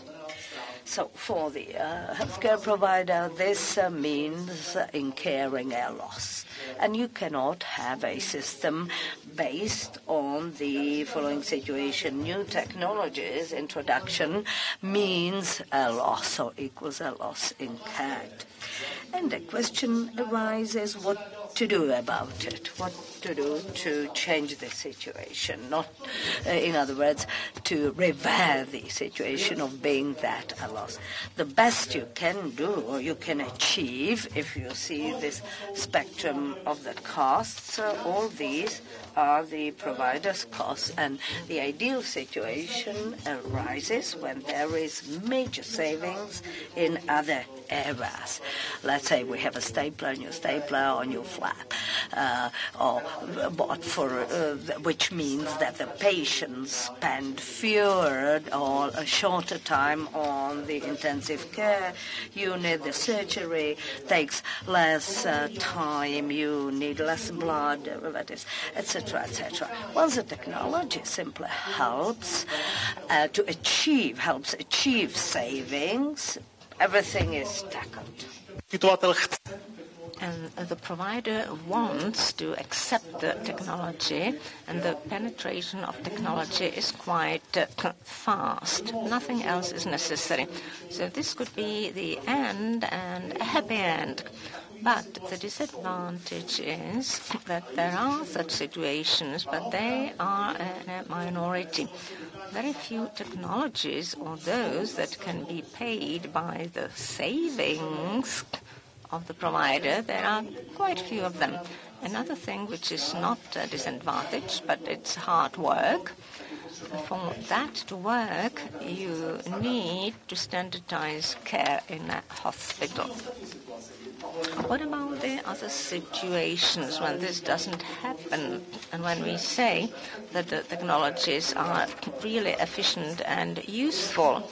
The other situations are such that the technology generates the benefit.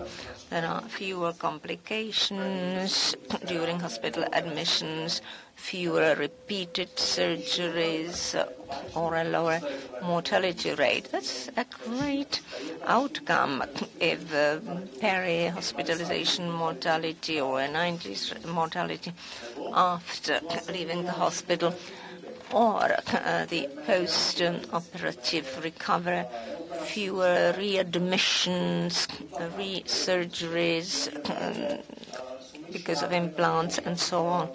So lower costs for post-hospital care.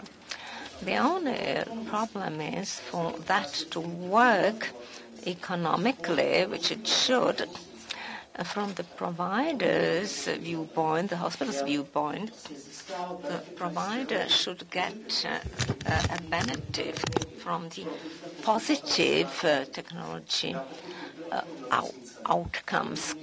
If I were an economist in a hospital and I were to pay all these costs, I would like to see the benefit from the positive aspects. The system is set up that the provider does not get the benefits out of the new positive aspect. For example, fewer complications, and the DRG system works very well in that respect. There are many areas of care when infection in a surgical wound does not appear in the revenues, so the provider with fewer complications has smaller costs with the same revenues as other providers. Then it's a good motivation. In other areas, the economic motivation in the current reimbursement system is relatively small or non-existent. I don't mean the providers will refuse to use modern technology, but they will have the economic deputy manager, and the lower mortality or better post-op care will not be something producing an economic benefit. Can this change? Maybe I'm complaining that it's cold in winter and dark at night. There are ways how to achieve that. For example, if I want to objectivize low mortality rate, I have to measure it. I have to have indicators of quality, and it can be measured. And I can also do add an additional revenue because of a better quality. So the provider will be rewarded if the hospital evidences better results in mortality. They can be rewarded in one way or another. So here it is more complicated, but there are good examples from abroad when I can, in fact, connect the facts that the provider, thanks to work well done, often surgery using advanced technology, plus a good education of the patient and good post-op care, they can save money for post-op admission. For example, in hip surgery, many studies demonstrate that in post-acute care, the providers can affect the post-op process. There are some of the contracts when the payers who have savings, they can share it with the providers and motivate the provider financially that the programs are promoted and implemented. So all this is realistic. You need a specific contract. You need to measure the quality, and the health facility then gets a financial incentive. Another important thing, it all works, but in long term, most technologies to demonstrate their effect need time. And it's not that I think it's true. It's something that can be seen in Europe and the US, and the systems have responded to it. If you want technologies to show all these effects, you must let them enter the market, which is shown by some temporary reimbursement, or so-called pass-through payments, and you must establish on the basis of a national consensus. This must be accomplished across the spectrum of the payers. So I have some examples from 4 countries. I'm showing them that the principle of the so-called pass-through payments, PTP, has been introduced in most countries based on the principle of evaluating the technology, the cost-effectiveness of technology, and it's really temporary, it only passes through. So in the former Czechoslovakia, we have some problems with the word that something is temporary or transitional, referring to the Soviet troops staying here. But in Germany, for example, they have the NUV, also the kind of PTP. For 1 year, it can be prolonged. In the UK, it's 3 years. And this is really restricted by time. And the effect is that the technology either demonstrates its effect and stays in the market. The market will respond by creating a new DRG category, or the effect will not be demonstrated, and the price will go down to the level of normal technology, or it will simply vanish. And this is fair. So to conclude, there are, or you are, representatives from various segments, insurers, regulators, providers. We could maybe get individual tasks, because to assure innovations, there must be many tasks to be fulfilled concerning most players. Process of registration, qualification, lists, that's the Ministry of Health. This is addressed to the Ministry of Health. To demonstrate the effect of new technologies, they must be implemented in standardized processes. So, if at the intensive care unit Someone stays 2 days, someone 5 days. New technology will show nothing. You must standardize it, and then you must in fact show the effect. But that's the providers who have to find the effect. They cannot just sit and wait. There must be contracts to measure quality, and you have to have tools for quality measurements. So this is up to institutions related to regulators, and it is the authority of insurance that creates such criteria. And then, of course, contracts can be concluded. New innovative contracts must be concluded, and it's something that's not just in the reimbursement decree. So, vis-à-vis payers and insurers, we must come up with new contracts that will take all this into account. And it would be desirable to implement a system, like in other countries, that will assure a standardized, perhaps a strict one, strict reimbursement of new technologies. The system must be crystal clear, and only a regulator can undertake this. And then the administrator of classification and the DRG classification should respond to new technologies and modify classification. It should be the Institute of Health. Thank you very much. Daniel Horitz has given us some tasks, some homework. So who should measure, who would motivate? But you have said all that. I don't have to ask. You all have your homework. But, in fact, it's not just for those at the top. I'm sure even those who want to change things from the bottom, that will be after the break, so that you have energy for the discussion we'll have.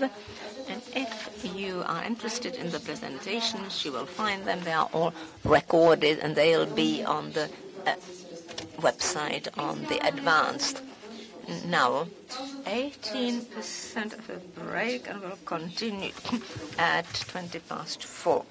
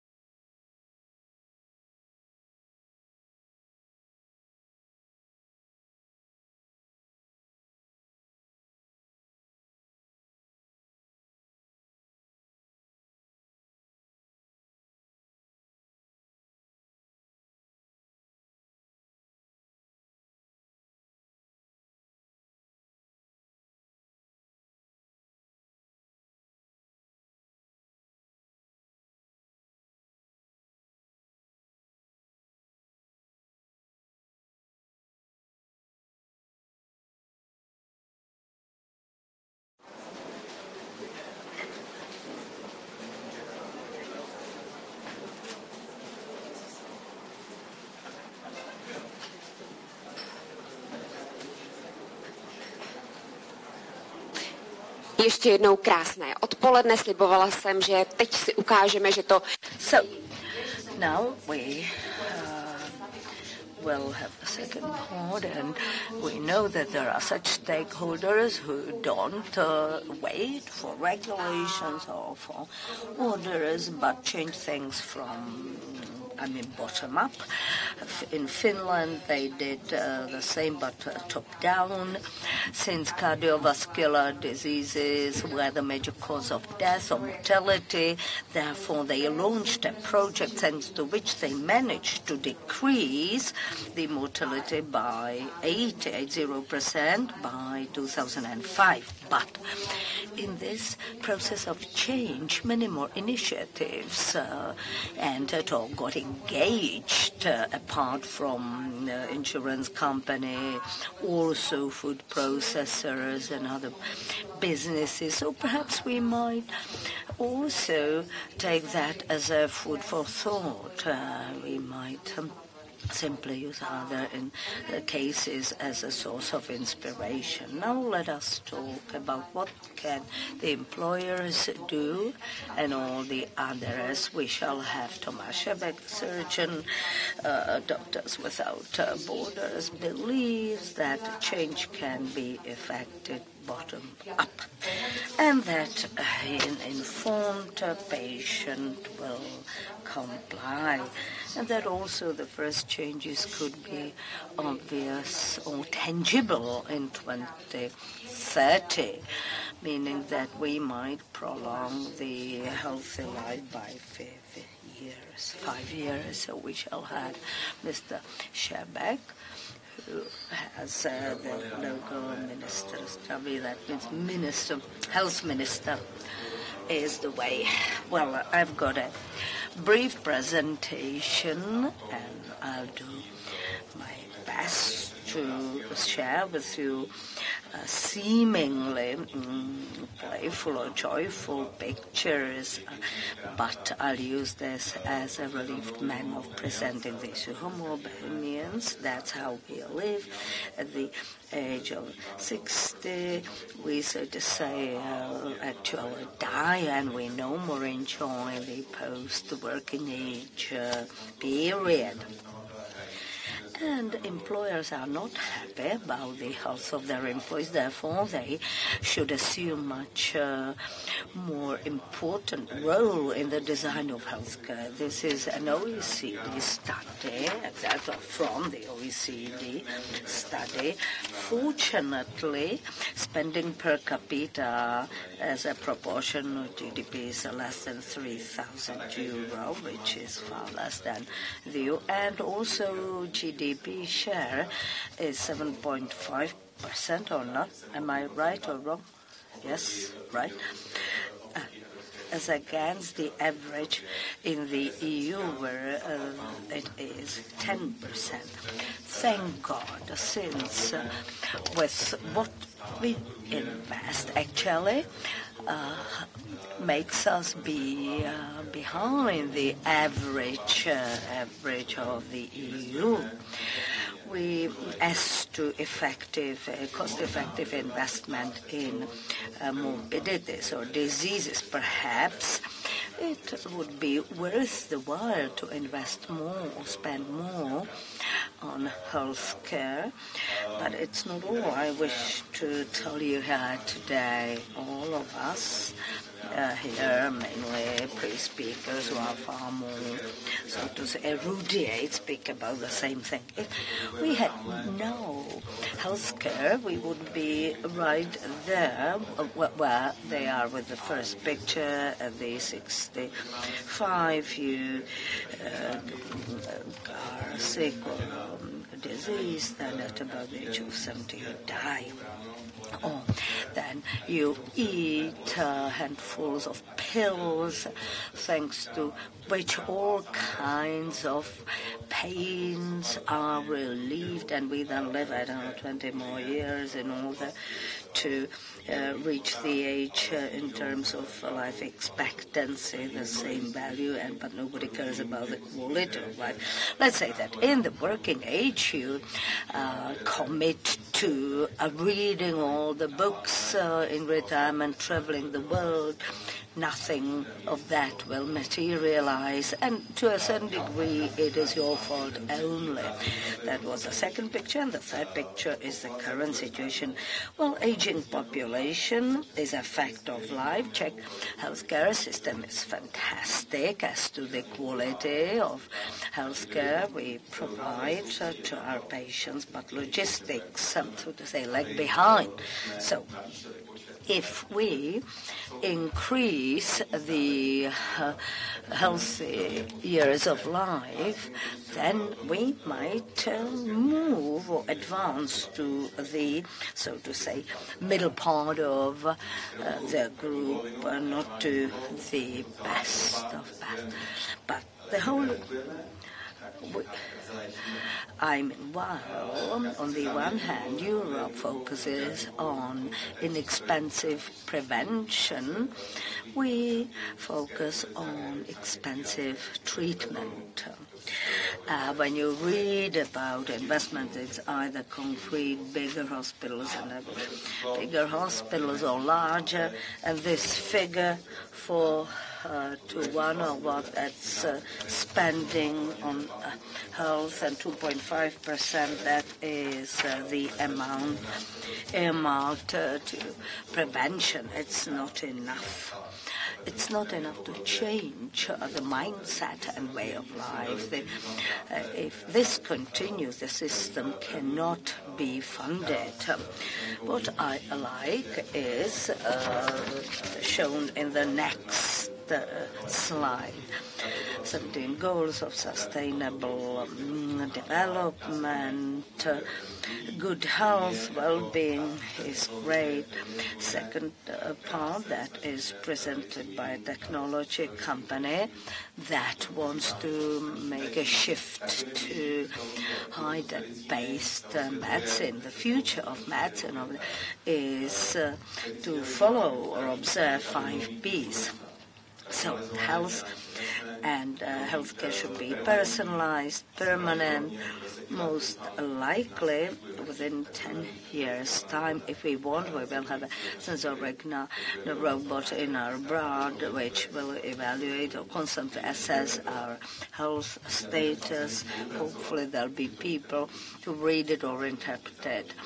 But, it must be also, so to say, accepted by the patients, and it will be predictive, whether it's AI, machine learning, or whatever. It's an interesting trend. And the third is, and we have heard many times here today, the term of GDP.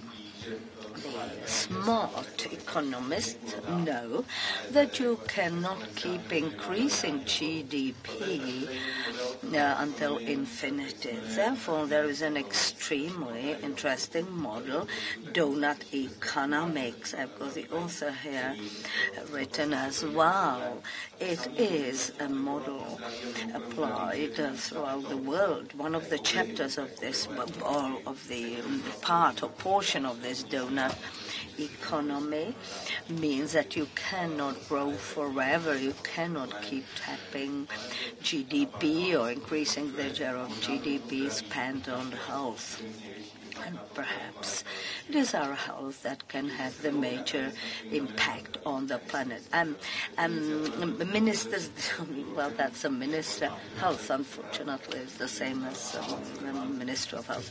It is someone you have never seen, just like you have never seen Yara. That's in my mind.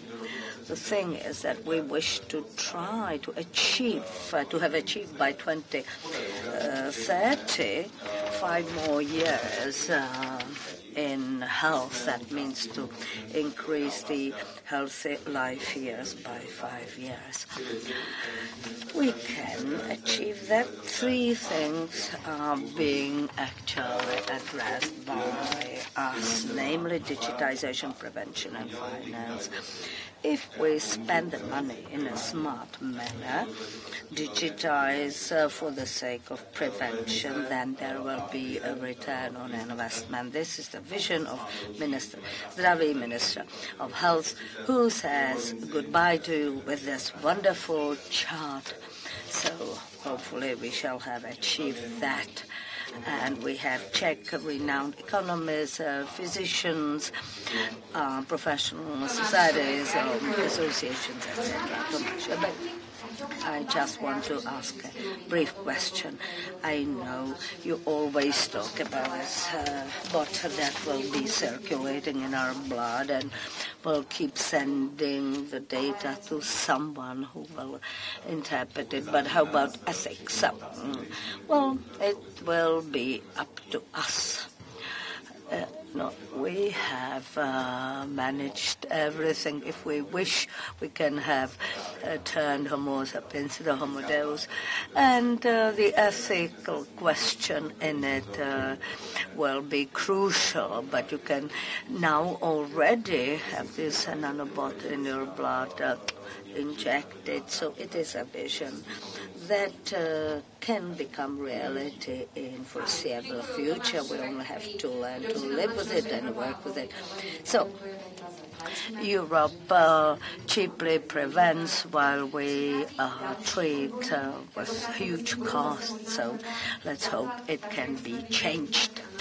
And now we will have yet another expert, namely Jakub Hlaváč at the University of Southern California, monitors impacts of aging population on the budget, or not only in the U.S. where he works, but also elsewhere. And he also focuses on innovative technologies. He decided to contribute to cost-effective health care in this country. Therefore, he had founded Initiative for Effective Healthcare, so based on the evidence-based medicine. So, thank you. I wish to thank the Chamber of Commerce and Advance Institute. I am a member of academia, but today I speak on behalf of Initiative for Effective Health, which was set up during COVID pandemic, but we realized there were no links between economy and clinical medicine, etc.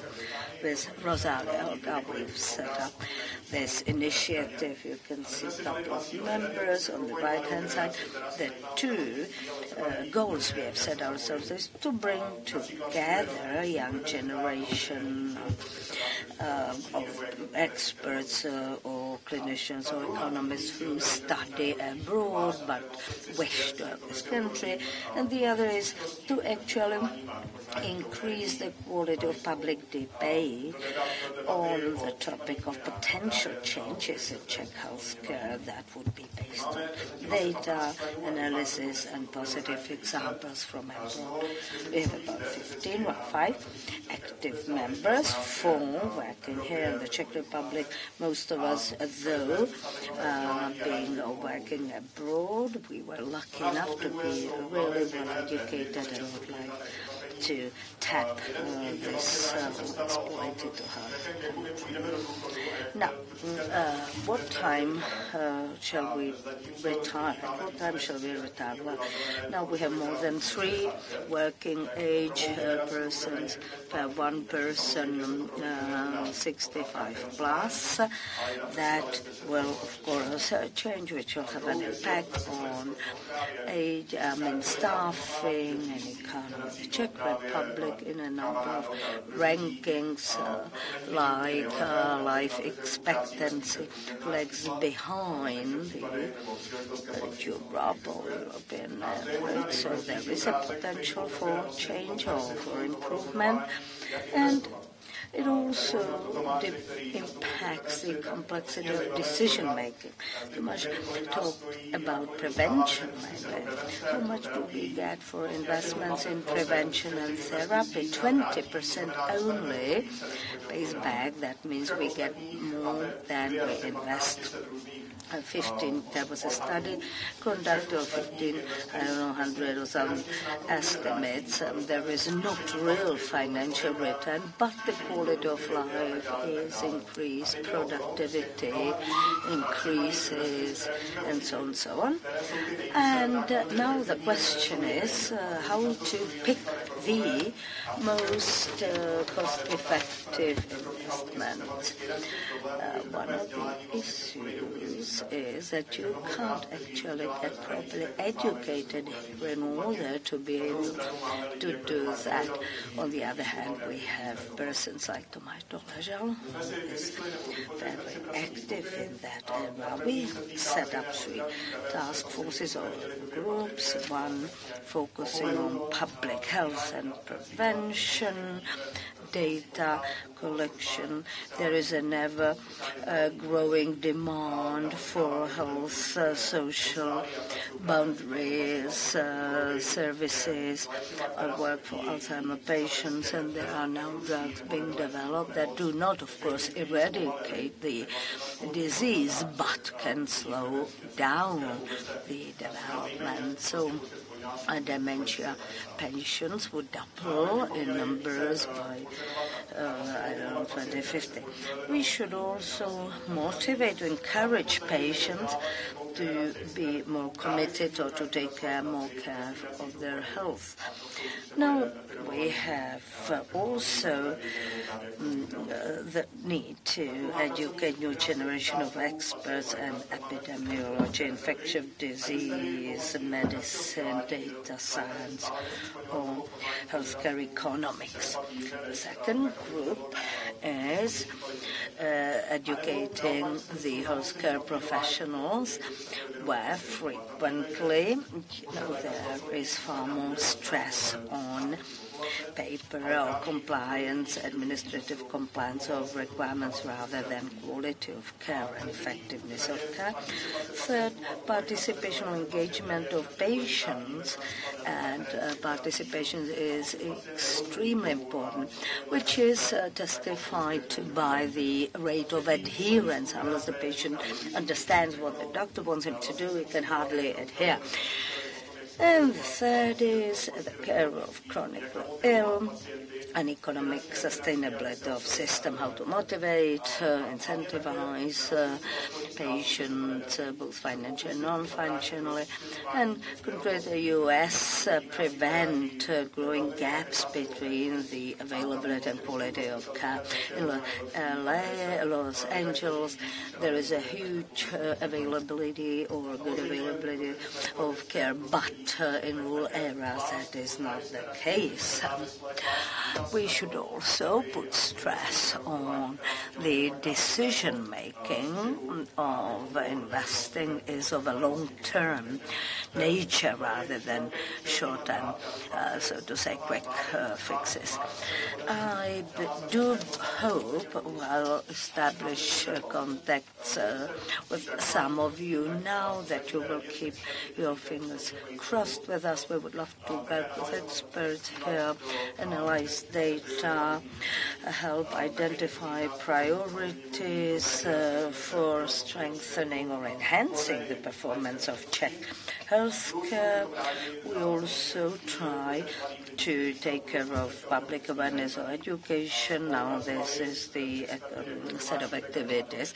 Well, the plans for the future are like dedicated a series of text and analysis dedicated to certain topics, and cooperation with expert groups here and abroad, then supporting new educational programs and also financial and staffing development of the project.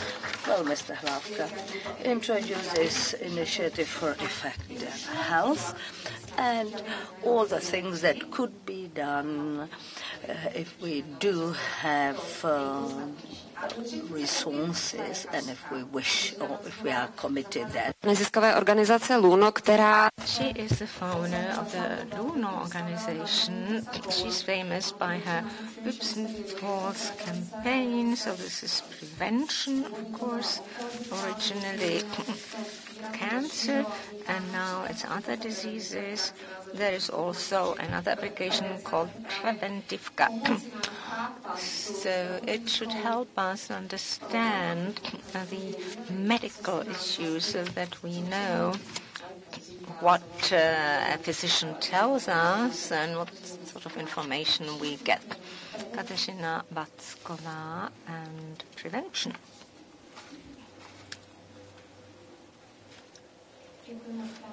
Thank you very much.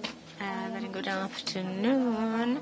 It's an honor to present or introduce a LUNO institution which I founded as an undergraduate, and now I am a physician at the Bulovka Hospital. When I was 22, I got cancer.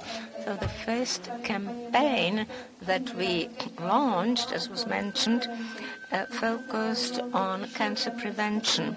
LUNO is now addressing many diagnoses. We have about 600 medicine students, doctors, and other professionals who believe that more attention should be paid to prevention in both the public space and also when working in the field.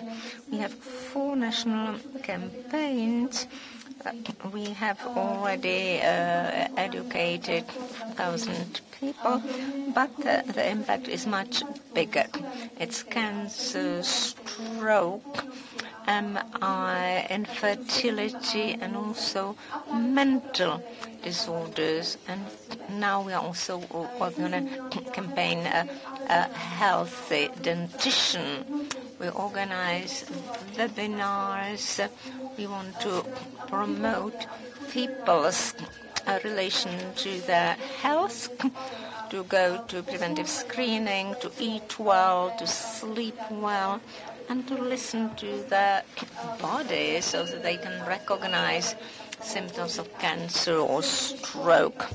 We work with schools, companies. Before the pandemics, we attended some major music festivals. We supply educational materials, booklets to doctors' offices. We also have educational boxes for sexual education. They go to school and they have scored many successes. So when you enhance competences of schools, that helps very much in prevention. We are active offline and online. We have 50,000 active followers. Hundreds of thousands have seen our pages. This is Instagram with educational mosaics and posts. And we have lots of discussions. People send questions and comments. I would also emphasize that our team has worked on smoking in a new style, including electronic cigarettes and many other things the society doesn't know. So it's not just cardiovascular health and smoking is added to it. Many screening programs, agendas. For example, mammography, it's still just 55% of women, colorectal screening 35%, and all these numbers are very small. So we must consolidate and, in fact, promote these campaigns. Hundreds of thousands of crowns go into these messages to get them to target groups. In the past, with the assistance of the Ministry of Health, we also undertook outdoor campaigns. There is one for HIV, we got a subsidy to prevent HIV/AIDS, and on the right, mental health campaign you could see all over Prague, depression and alcohol addiction.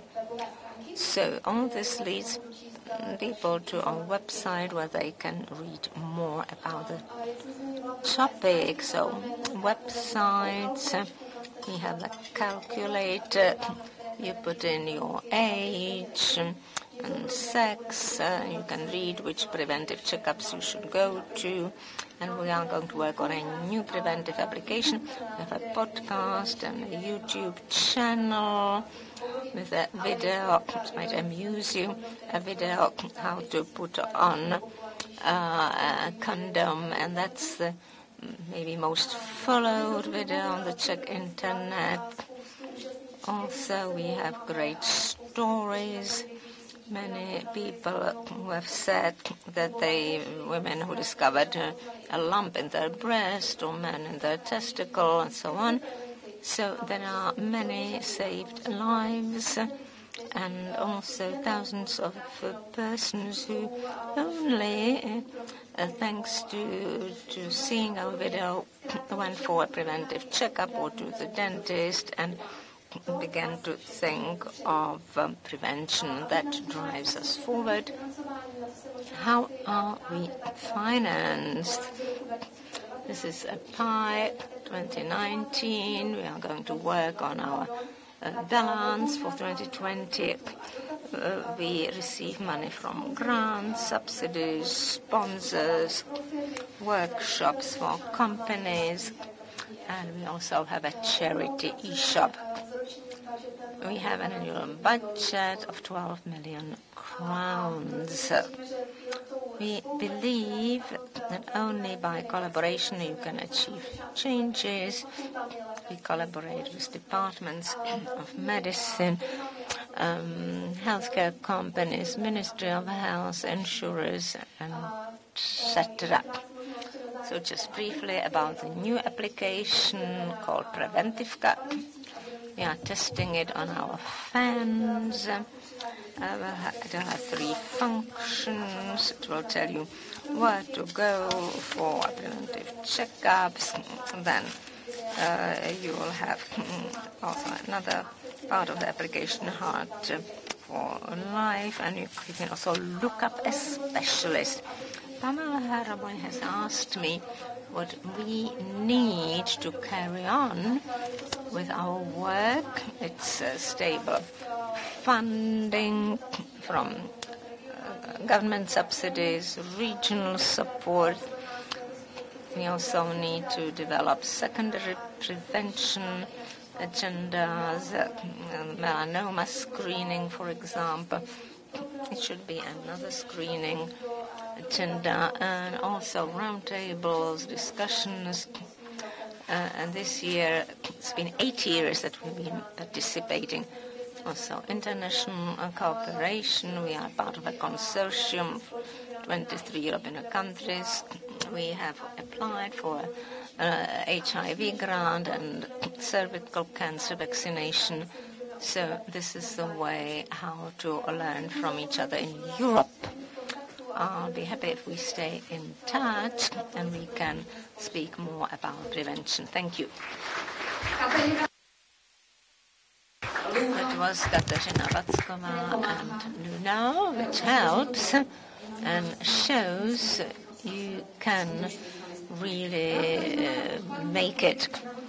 So, this is a lot of background material from our participants. We also have the Minister of Health, Professor Válek. So, Mr. Válek, and please, let's sit here. We'll have the panel. We'll have Dr. Kraus from the Senate Committee for Health, manager of a hospital, Dr. Špičák, gastroenterologist from Prague, a shadow minister of health and a member of the Committee on Health, the Parliament, Mr. Philip representing the insurance company, Mr. Shonka, who is the chairman of General Practitioners Association, Mr. Kabátek, CEO, insurance company, Mr. Kabátek, and again Pavel Hroboň from the Advanced Healthcare Management Institute, and they will all be discussing the issues with you. Please always take the microphone so that CTK stream listeners can hear you. Someone is missing on the panel. Oh, well, Tom Philip is not here. He had to go to the Chamber of Deputies. He will come later, and Professor Spičák will maybe turn up later. All right. I saw Mr. Philip, but I can't see him. Okay. So, Mr. Minister, you haven't heard all the instructions. Let me sum them up. So, in Europe, prevention is primary. We treat. We should need better figures, someone who would help with analysis, and who would also be in charge of the fact that the patient will get to the right place where they receive adequate care. Thomas Hofmacher from the Swedish Institute warned from the silo mentality, focusing only on healthcare cost and forgetting costs in other spheres. And then Daniel Hodec spoke quite a lot about the fact that costs appear in other places than the benefits, so we don't use it for broader benefits such as lower mortality rate. There were some other projects. You can start from the bottom. And now let's look how we can improve the situation in prevention. The Czech Republic. What do politicians, insurers, doctors think about it, and how to preserve health? So, what do you want to do to improve prevention in this country? It's in the government's proclamation, so I'll ask Minister Válek first. So, to improve prevention, I'll go to preventive checkups, and I recommend this to all citizens. That was fast. Okay. But some voluntary co-insurance, new technologies, sharing information by providers and patients, or should we say clients instead of patients, because not all people are ill. But this is all in the government proclamation also, that you want to promote a healthy lifestyle and primary secondary prevention. How will you do it? We'll do it fast and on the basis of recommendations from specialized societies. There is Dr. Shonka. He will tell us. Yeah, we'll get to Dr. Shonka. Okay. Roman Karaus for the new government coalition.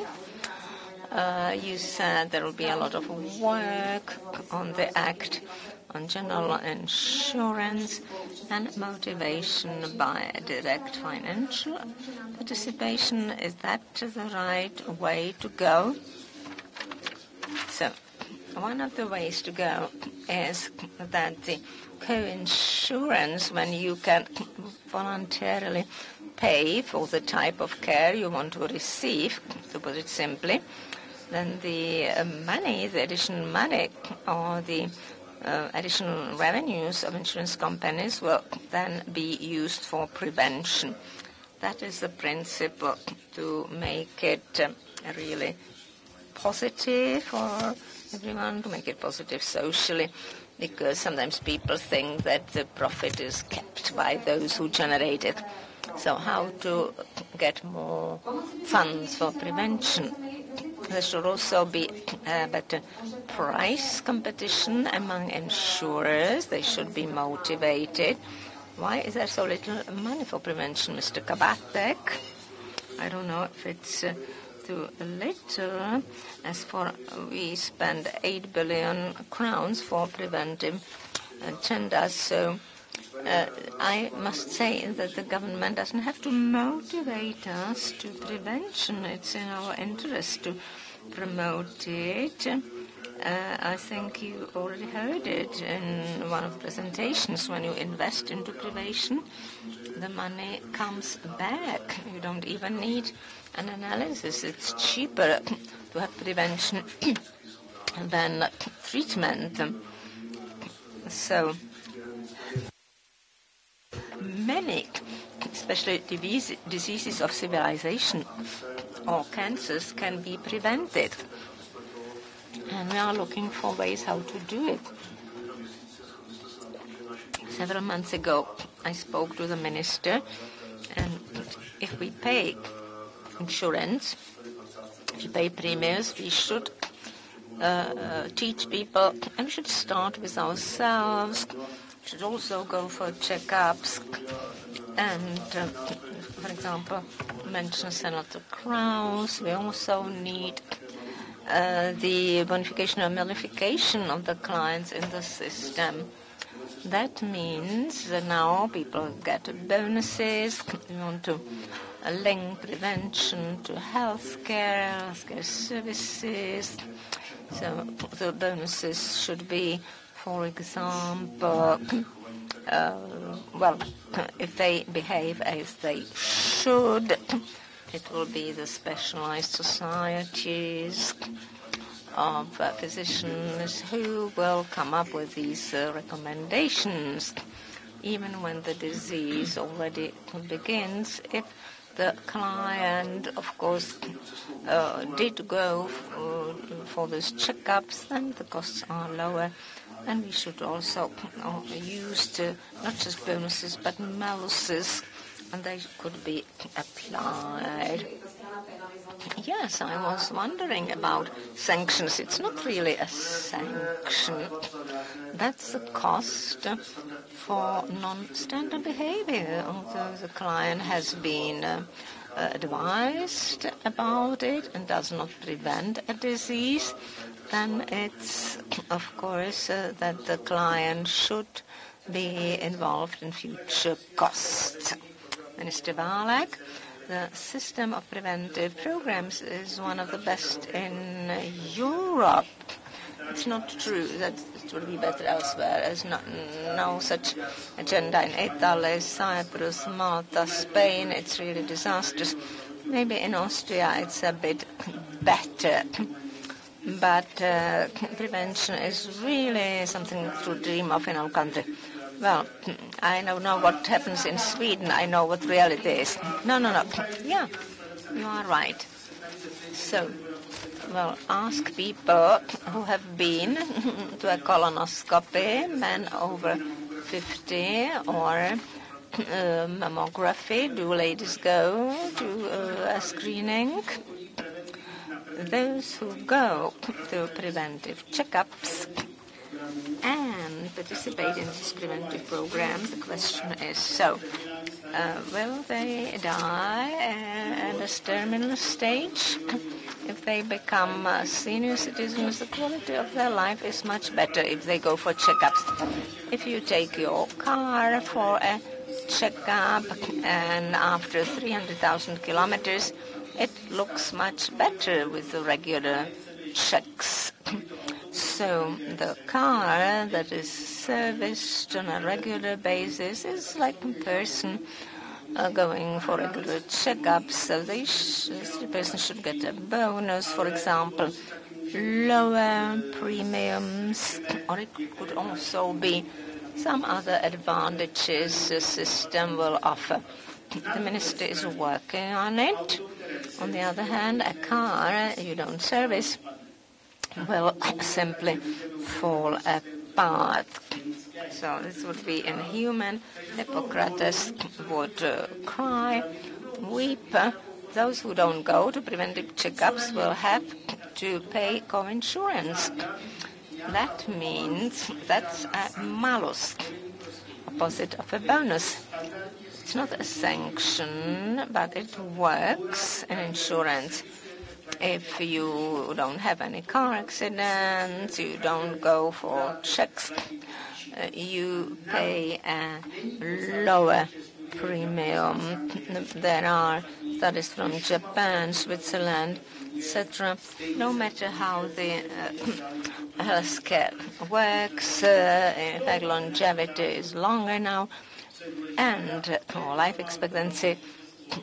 But what we have in our agenda in all the 5 political parties and the insurers supported, what does a Czech senior citizen look like, unlike a German one?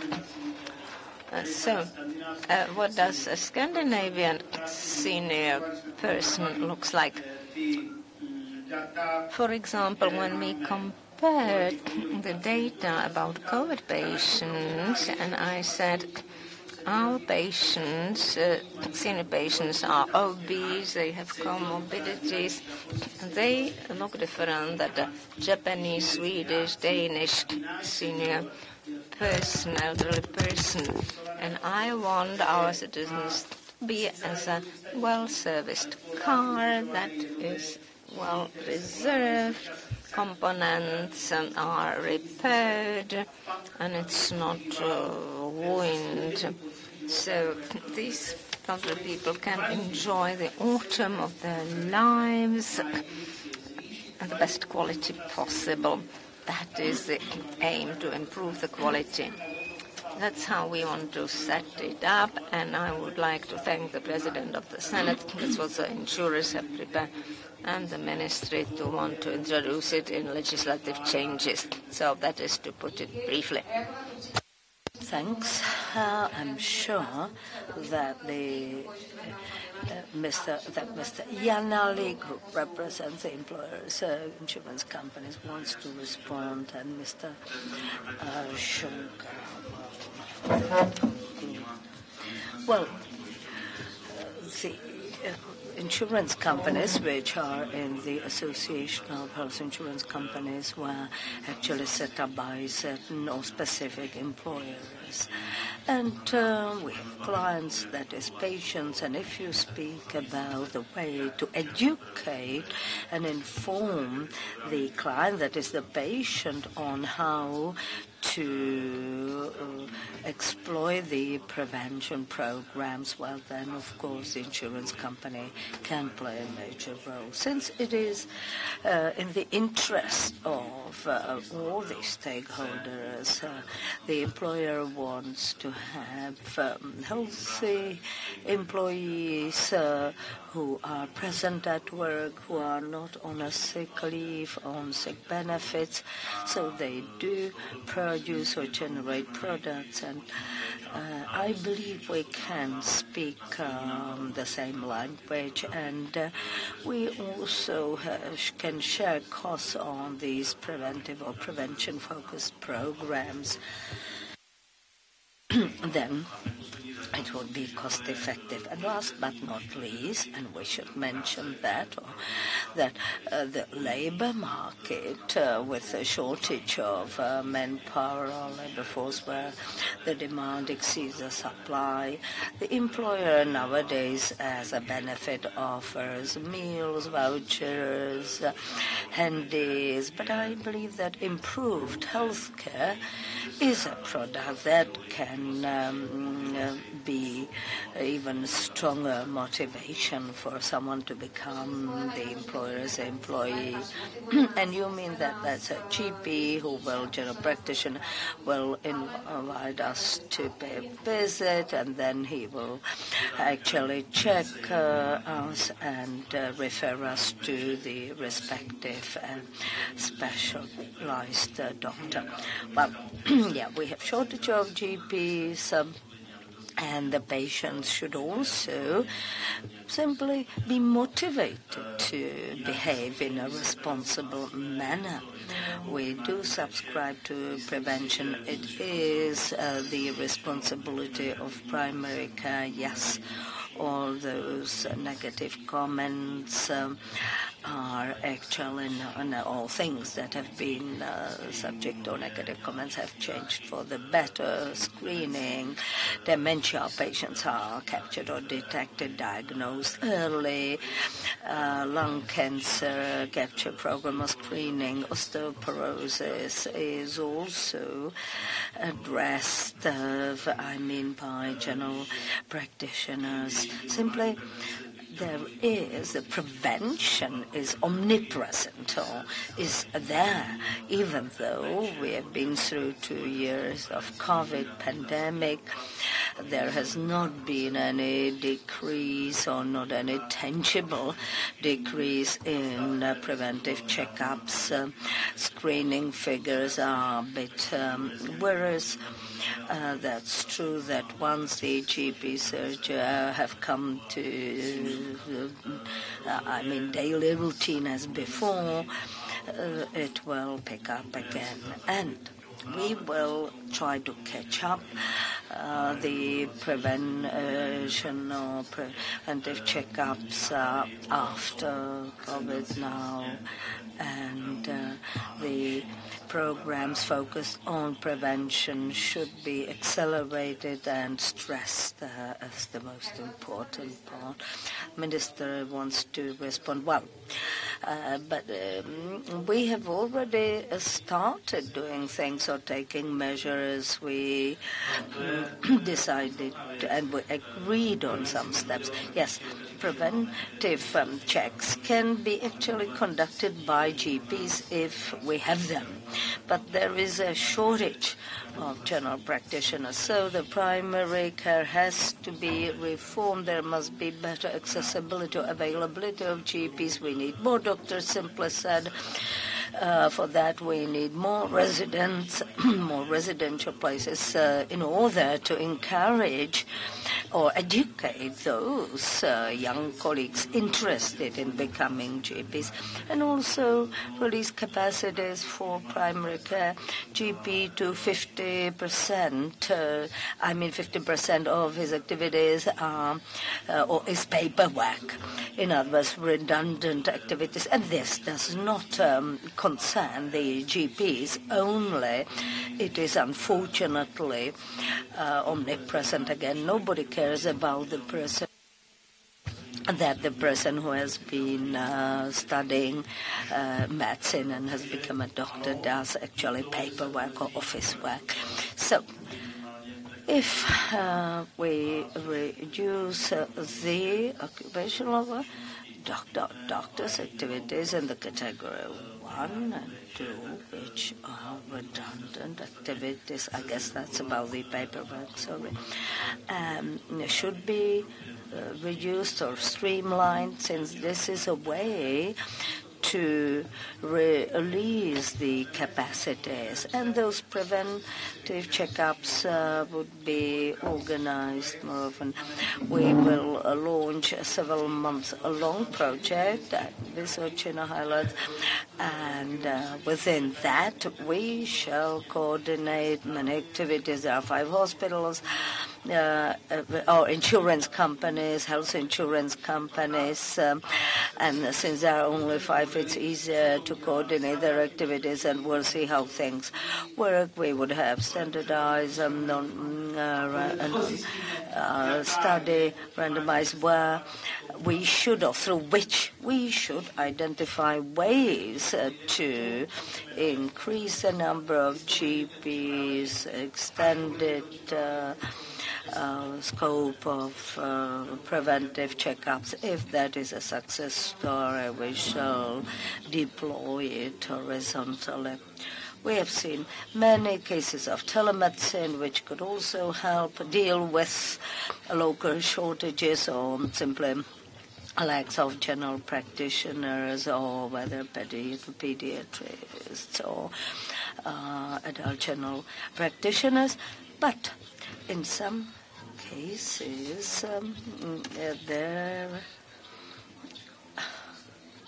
I've read today that 50% of our population is entitled to everything, while the other 50% have to pay for everything.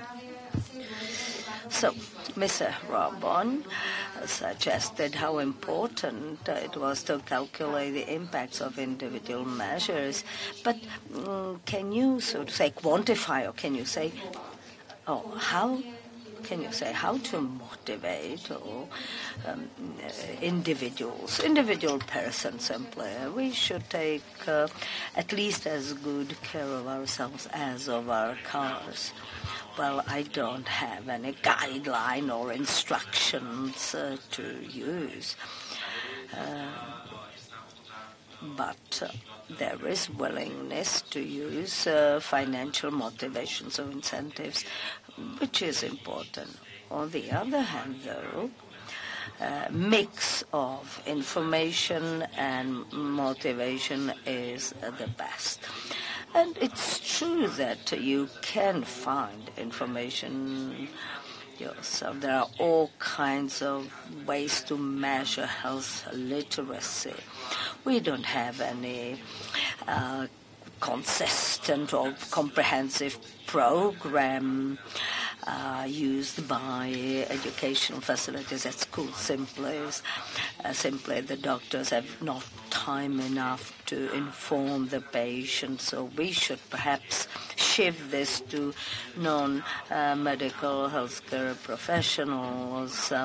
It is done frequently by nurses.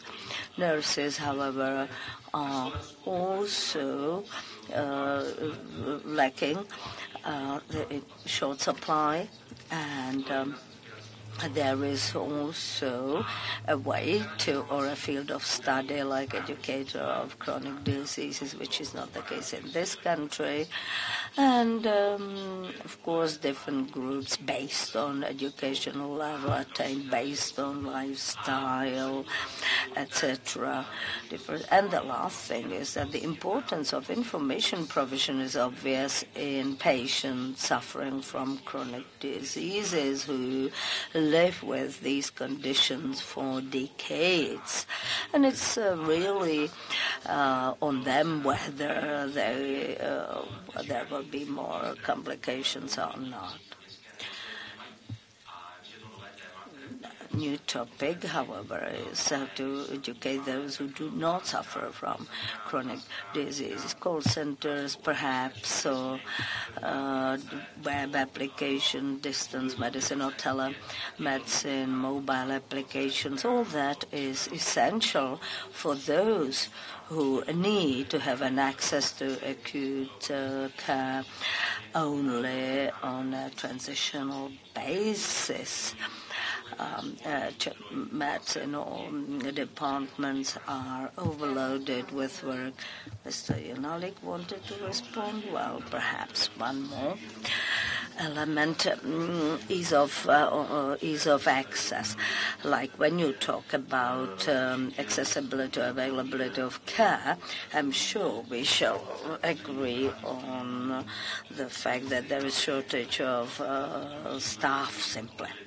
And now I wish to share one idea with you. Last 2 years taught all the patients to make or place orders or make appointments electronically, So and to check free capacities.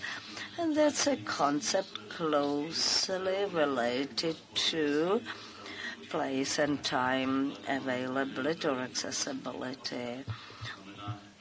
So once we talk about putting in place a simple system of preventive care for the client, the essential thing is that once she decides to go to the preventive checkup, he has to know how to actually make an appointment, where there is a free capacity and when.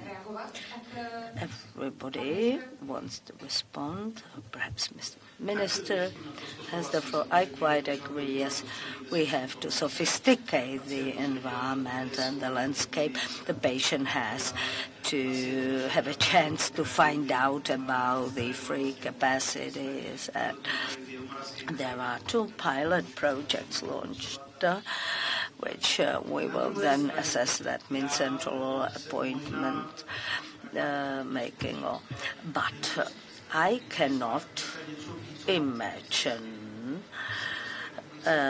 You could do more than has been done here for the awareness raising of mammography or breast cancer screening. And there were days where you could see nothing but posters with brass, etc. If people, people were more than sufficiently informed, yet it's 50 or 60% of women who do actually comply with mammography guidelines. So you always have a certain percentage of, or some persons who simply will not be and would not be persuaded. Okay, if you don't have some sort of piece of information, you would have to be dumb, since every simple and very single person with at least some sort of basic education knows how to Google the info. So information of preventive programs are more than easily available, accessible and findable. All 6 of us here know that colonoscopy, that to make an appointment for a colonoscopy is not a piece of cake, because there are places where free capacity is simply not available. But contrary to patients who are really sick and who are willing to wait, these are clients. And I want that, like mammography is not a pleasant thing, but voluntarily you will go for it and let them colonoscopy. Who wants to have a hose pushed up his ass? Or prostate examination is also not a thing you would just undergo for fun. But we want to stimulate people, to motivate them or encourage them. We want to make all that user-friendly or patient-friendly. When I go, look, I have hardly any hair. I go, nevertheless, I go to the hairdressers, and they, so to say, try to spoil me and are nice to me, etc. But simply how to let people know that health is a service, and healthcare, is a service, and that you have to work for it. Mr. Kabatek. There are fairly many sources of information, and whether you take social media, whatever, there again is information. Apart from the letter, which is sent to the patient or client, encouraging him to come to have the colonoscopy done or some other screening, I'm now negotiating with South Bohemian region, where there is an interest for payment for quality project. And we don't only want to have the distance or what code or telecode, but we want to have selected surgeries that would enable this access. The client or the patient will get a letter, colonoscopies or should be done, or you should come to colonoscopy. But, lots of people just couldn't care less. And that, if people go for the system of these automatic letters, and that would save some work or make life easier to general practitioners. We have two. We have colonoscopy, and then we have the cold bleeding test. So we have two options to have it checked. But we might, of course, use a way to make life easier for the patients. Look, I've talked more than enough. I guess questions from the auditorium should be also allowed for.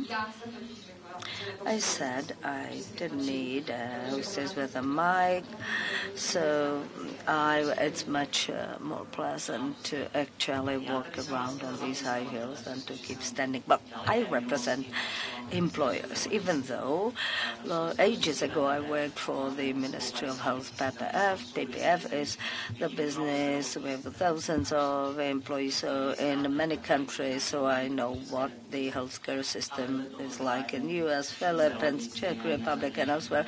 And I also teach at one foreign university, the healthcare teaching, that is, and I heard four crucial things. First, what Zdenek said, and Pavel commented on that, namely bonus and malus. That's a good thing to do. It is not an evil. It does work. We have 55,000 employees. I know what it's like. I am sure, or I know, prevention simply makes sense, is beneficial. And access to information. Well, information you can present in black and white or gray or color, etc. And I do teach behavioral economy, yet unless you properly present the information to the patient, sometimes he can't find it. And technology, digitization, that's simply a must.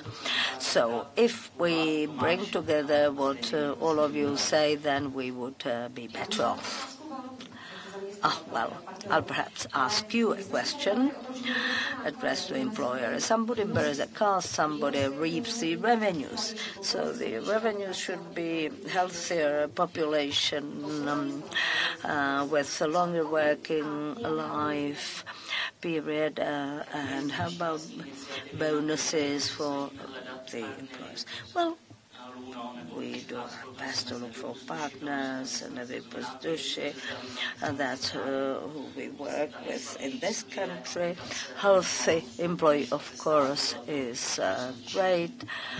GE in the U.S. 20 years ago launched programs for smoking cessation, so prevention is useful, of course. We take it as a service for the employees, and whether or not we get a bonus, well, I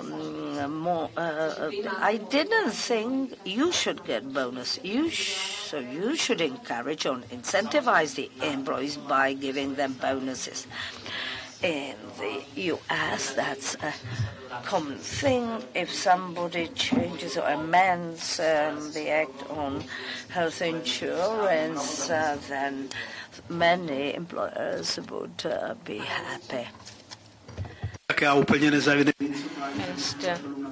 Válek, well, I don't know if I offered maybe a fortnight of holiday. I'm not sure how it's all related.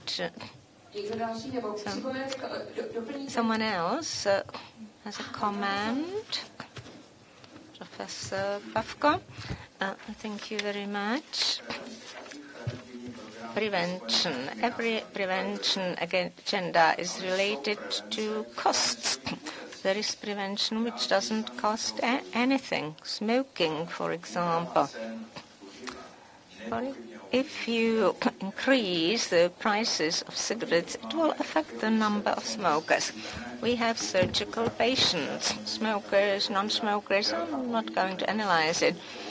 And also the stay in the hospital, infections in surgical wounds, we have the statistics, unlike some presentations.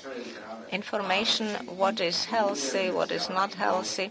Every average educated person has sufficient information. I remember elementary school pictures. No cakes, vegetables, don't eat fat meat, etc., eat fruit. So it's almost humiliating to teach people they shouldn't drink alcohol or smoke. Everyone knows what's bad for them, but some people don't care. As Mr. Hroboň said, they just don't give a damn. But they are aware. So only the bonuses and maluses in premiums in insurance should work. And then the patient's clients will then do what they know very well. Medicine or healthcare is a very special discipline. Economics and ethics are interlinked. So my experience is not everything that is ethical is economical. In terms of economy, which of course is limited by mandatory insurance, we cannot pay more in some segment. So what is economical is not always ethical, and vice versa. Thank you. Yes, Minister, thank you, sir. Really, it's true. So you see, we do agree with each other. What's at issue is vaccination of children, but still we don't have 100% children vaccinated. In some countries, it's only about 50%. If the mother doesn't have the child vaccinated, you remember a recent case here, then the insurance company has to pay, because the European healthcare is extremely social, not socialist, social. What it means is it's hypertrophied, so the patient who doesn't care about his or her health, they don't let the patient drop dead. They always offer the patient something, even if they go to healers and drink their own urine, etc. Our healthcare still treats those patients, although it will cost dramatically more. And of course, that's beautiful about healthcare, the maximum solidarity and sympathy for people. So, but we still want to convince these people to look after themselves, and we hope they will be convinced, they will be persuaded. They have to get the bonuses. But what about the maluses, the reductions?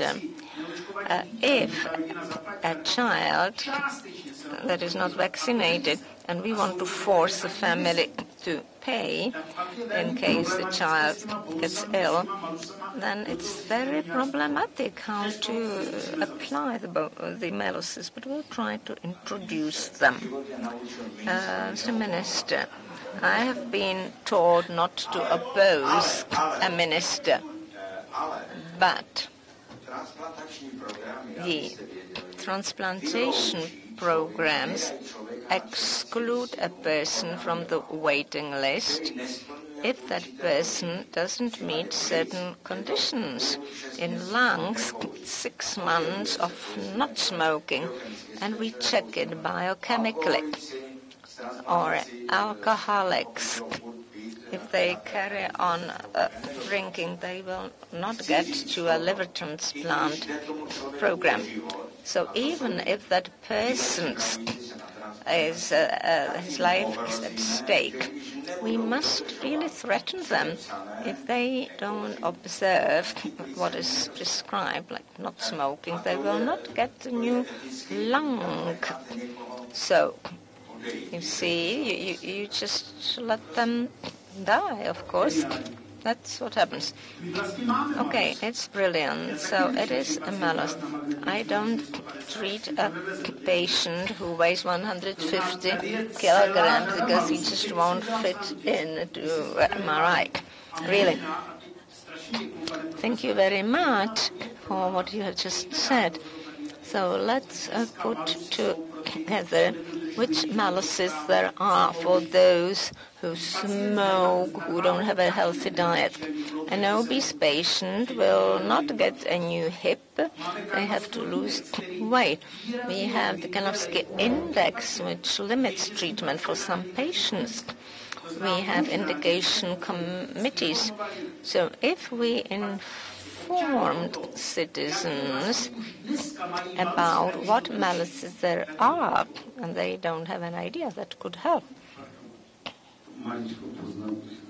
Well, just a tiny remark. As Professor Pavko said, if some patients won't fit in the device, I had a patient and he was then examined at the veterinary school. They have the machinery for horses. Okay, like lung cancer, we do it for smokers. The condition wasn't, I didn't initiate the program, but it's not a screening program, it's a pilot.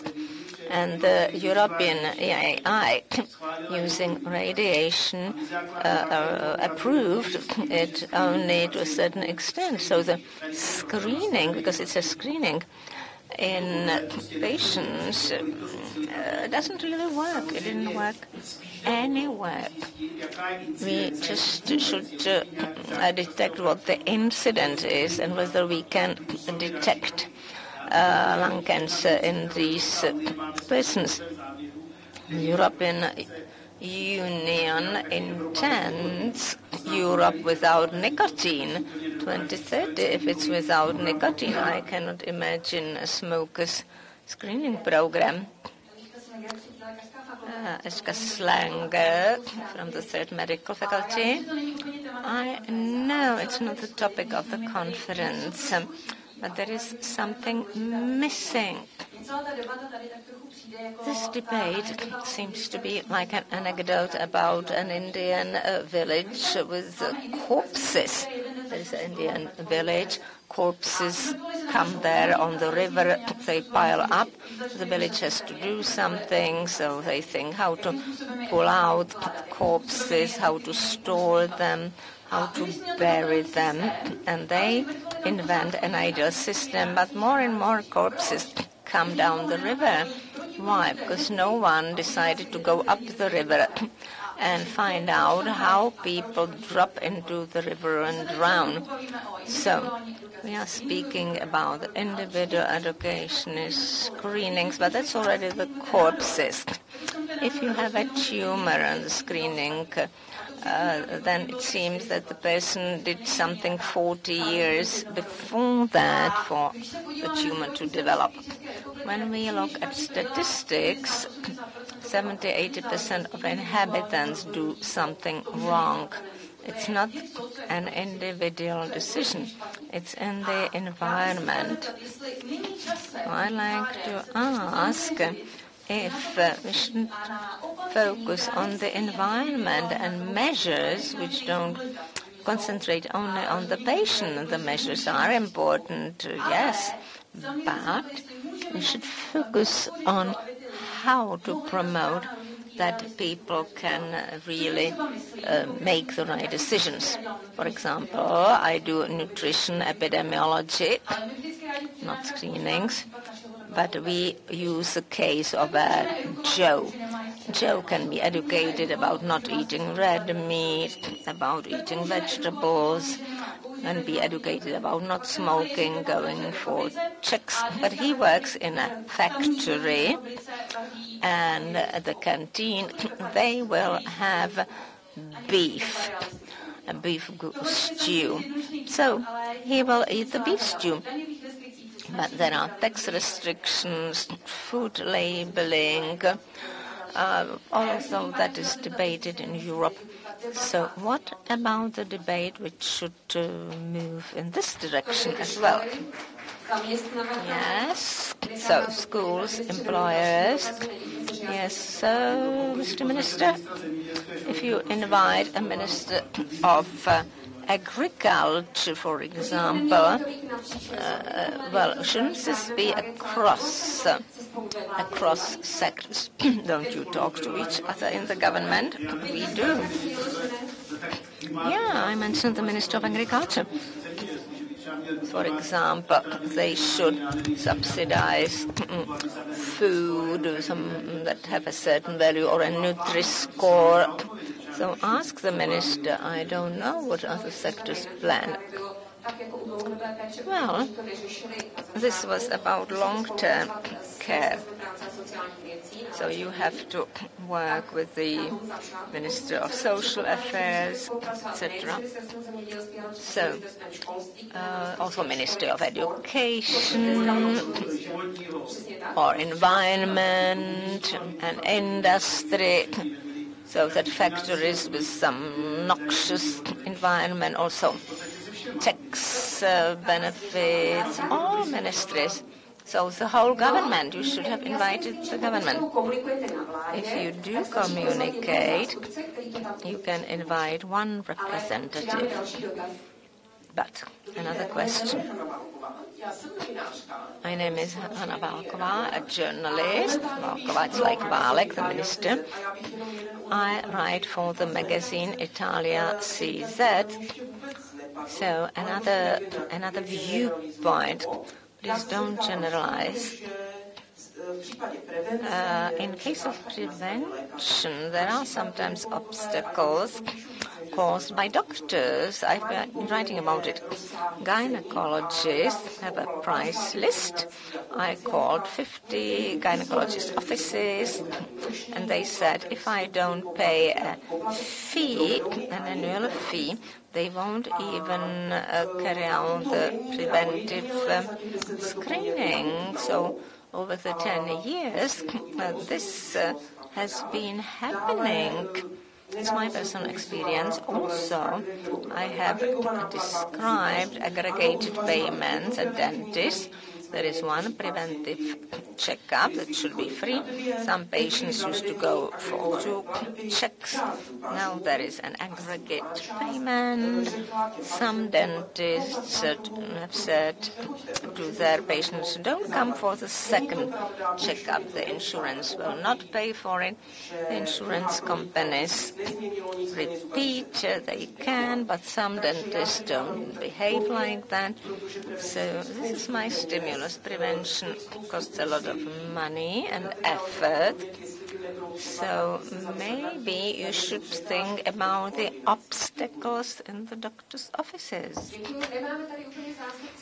Thank you. We don't have representatives of specialists. Would you like to respond?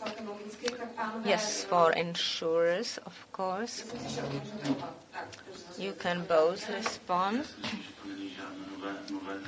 This is not a new topic, and some providers, in fact, break the law. So that's what happens. It's in every area of human life. No group of businessmen is innocent. But can you sanction them? It's not about sanctioning them, but there is an escalation of issue. But an insurance company certainly doesn't give up the responsibility. So Mr. Kabátek, the CEO, will agree that we get complaints from clients on a daily basis. We explain what is possible, what is not. And as for the extreme examples, I guess it's only units. Mr. Kabátek, I'm not going to repeat this, but let me go to the dentist aggregate payments.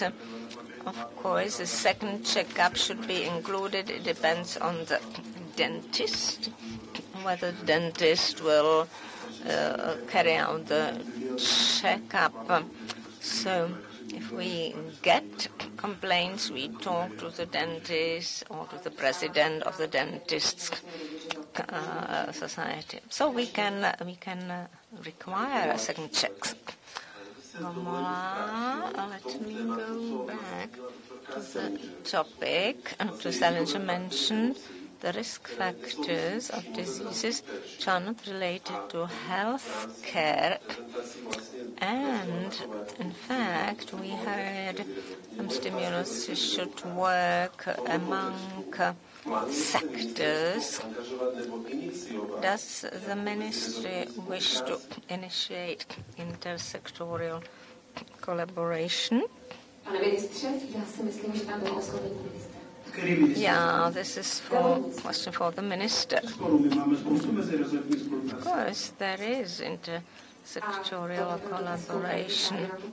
So, prevention, which should be based on healthier diet. Which ministry, which intersectorial, so which ministry should we collaborate? For example, food composition or education schools. I'm sorry, what sort of education and what schools? Elementary, high schools, kindergartens. Well, I have children from kindergarten, elementary, and they do learn, yes, this is what we should eat. They do, but what will they then get at the school canteen? We have another question. I can see Mr. Ma doesn't wish to answer. We collaborate with the Ministry of Education. But the question is, are you planning intersectoral collaboration for improving the health of the population?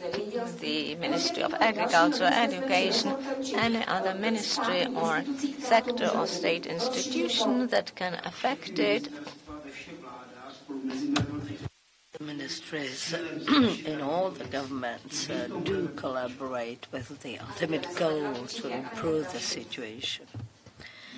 Next question. I come from Bratislava, I'm an economist, and whenever there is an event where there are many doctors, the mood is very, so to say, pessimistic. Even though I think we live in great times in a rule of law or democratic society where each and every citizen has also the right to actually damage himself. I wish to get back to this Finnish example. But when they introduce this program or what, the consumption of beef or red meat simply rocketed, so they eat by 20% more beef meat as against the Czechs. So, do you think that there will be a tax on silent wine, or it's nonsense, you know? Why should it's nonsense. You can't have a tax introduced in one single EU country. It's nonsense to have a tax on wine. If so, then it would have to be on the percent of alcohol. There is a debate on that. There is an interministerial or multi-ministerial group in 2040, or what I know, it's a day I will no more be alive.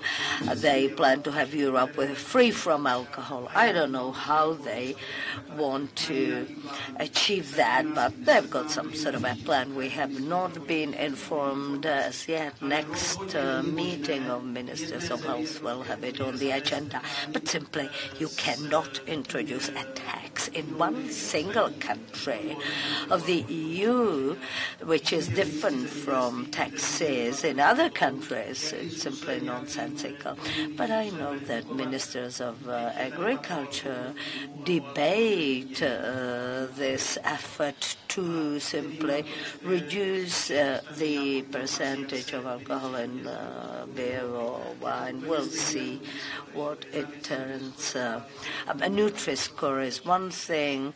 The other is Danone that promotes that. It looks great as long as it is discussed in theory. Once you drill deeper and read more about it, you realize that one single company wants to generate profits as against the others. Simply, it's all ultrasound examination of celiac patients in the country. We want to introduce a program in the school with gluten-free meals for kids. But who promotes that? Producers of gluten-free food. So, and they've managed to push through lower tax on gluten-free foods, which, however, resulted in much higher prices. And the same applies to simply you always have to take an overall or general or multi-angle approach, see it in many different perspectives. Mental health centers, or I'm interested in, and I just wonder if we take away lots of enjoyable or pleasurable things from people, they will end up in or in mental homes. These exaggerated, so to say, activities focused on healthy lifestyle are no good either. So we have to think twice before we introduce something. And I am not in favor of bans or prohibitions or like mandatory vaccination against COVID. Thank you for having saved me. I was afraid to step in and invite you to refreshments. Perhaps we'll even have a glass of wine there, so I wonder whether we'll be allowed or whether or not to have it. But Mr. Minister, who didn't want to comment on the cooperation and coordination of activities among different ministries, it's not cooperation interministerially, I've got the feeling that you sometimes want me to... You should know that I spent 4 years in agricultural committee, and there are nutritional therapists being convened, or a group of them being convened, and I would expect specific questions rather than general questions on the potential cooperation between the ministries. If we talk about raising awareness of patients or informing them and not having the information ourselves, well, I don't think it's clever. I'd like to thank Mr. Pavko, Professor, and I'd like to ask you what Nutri-Score, in my opinion, is a nonsense. Well, would you please speak? I guess we still... Look, we have on the agenda, there are refreshments, and there you can have a chat, and you can also improve your mood. You can get into a better mood, perhaps. Some of you may be hungry, some of us need to stretch their legs, and we have to walk down one flight of stairs, which is also good for our health. Therefore, I'd like to thank you very much for having involved in this discussion, and this palace, which was usually committed to music, now economists. Now we would love you to enjoy the last part of the program or of the event. Thank you.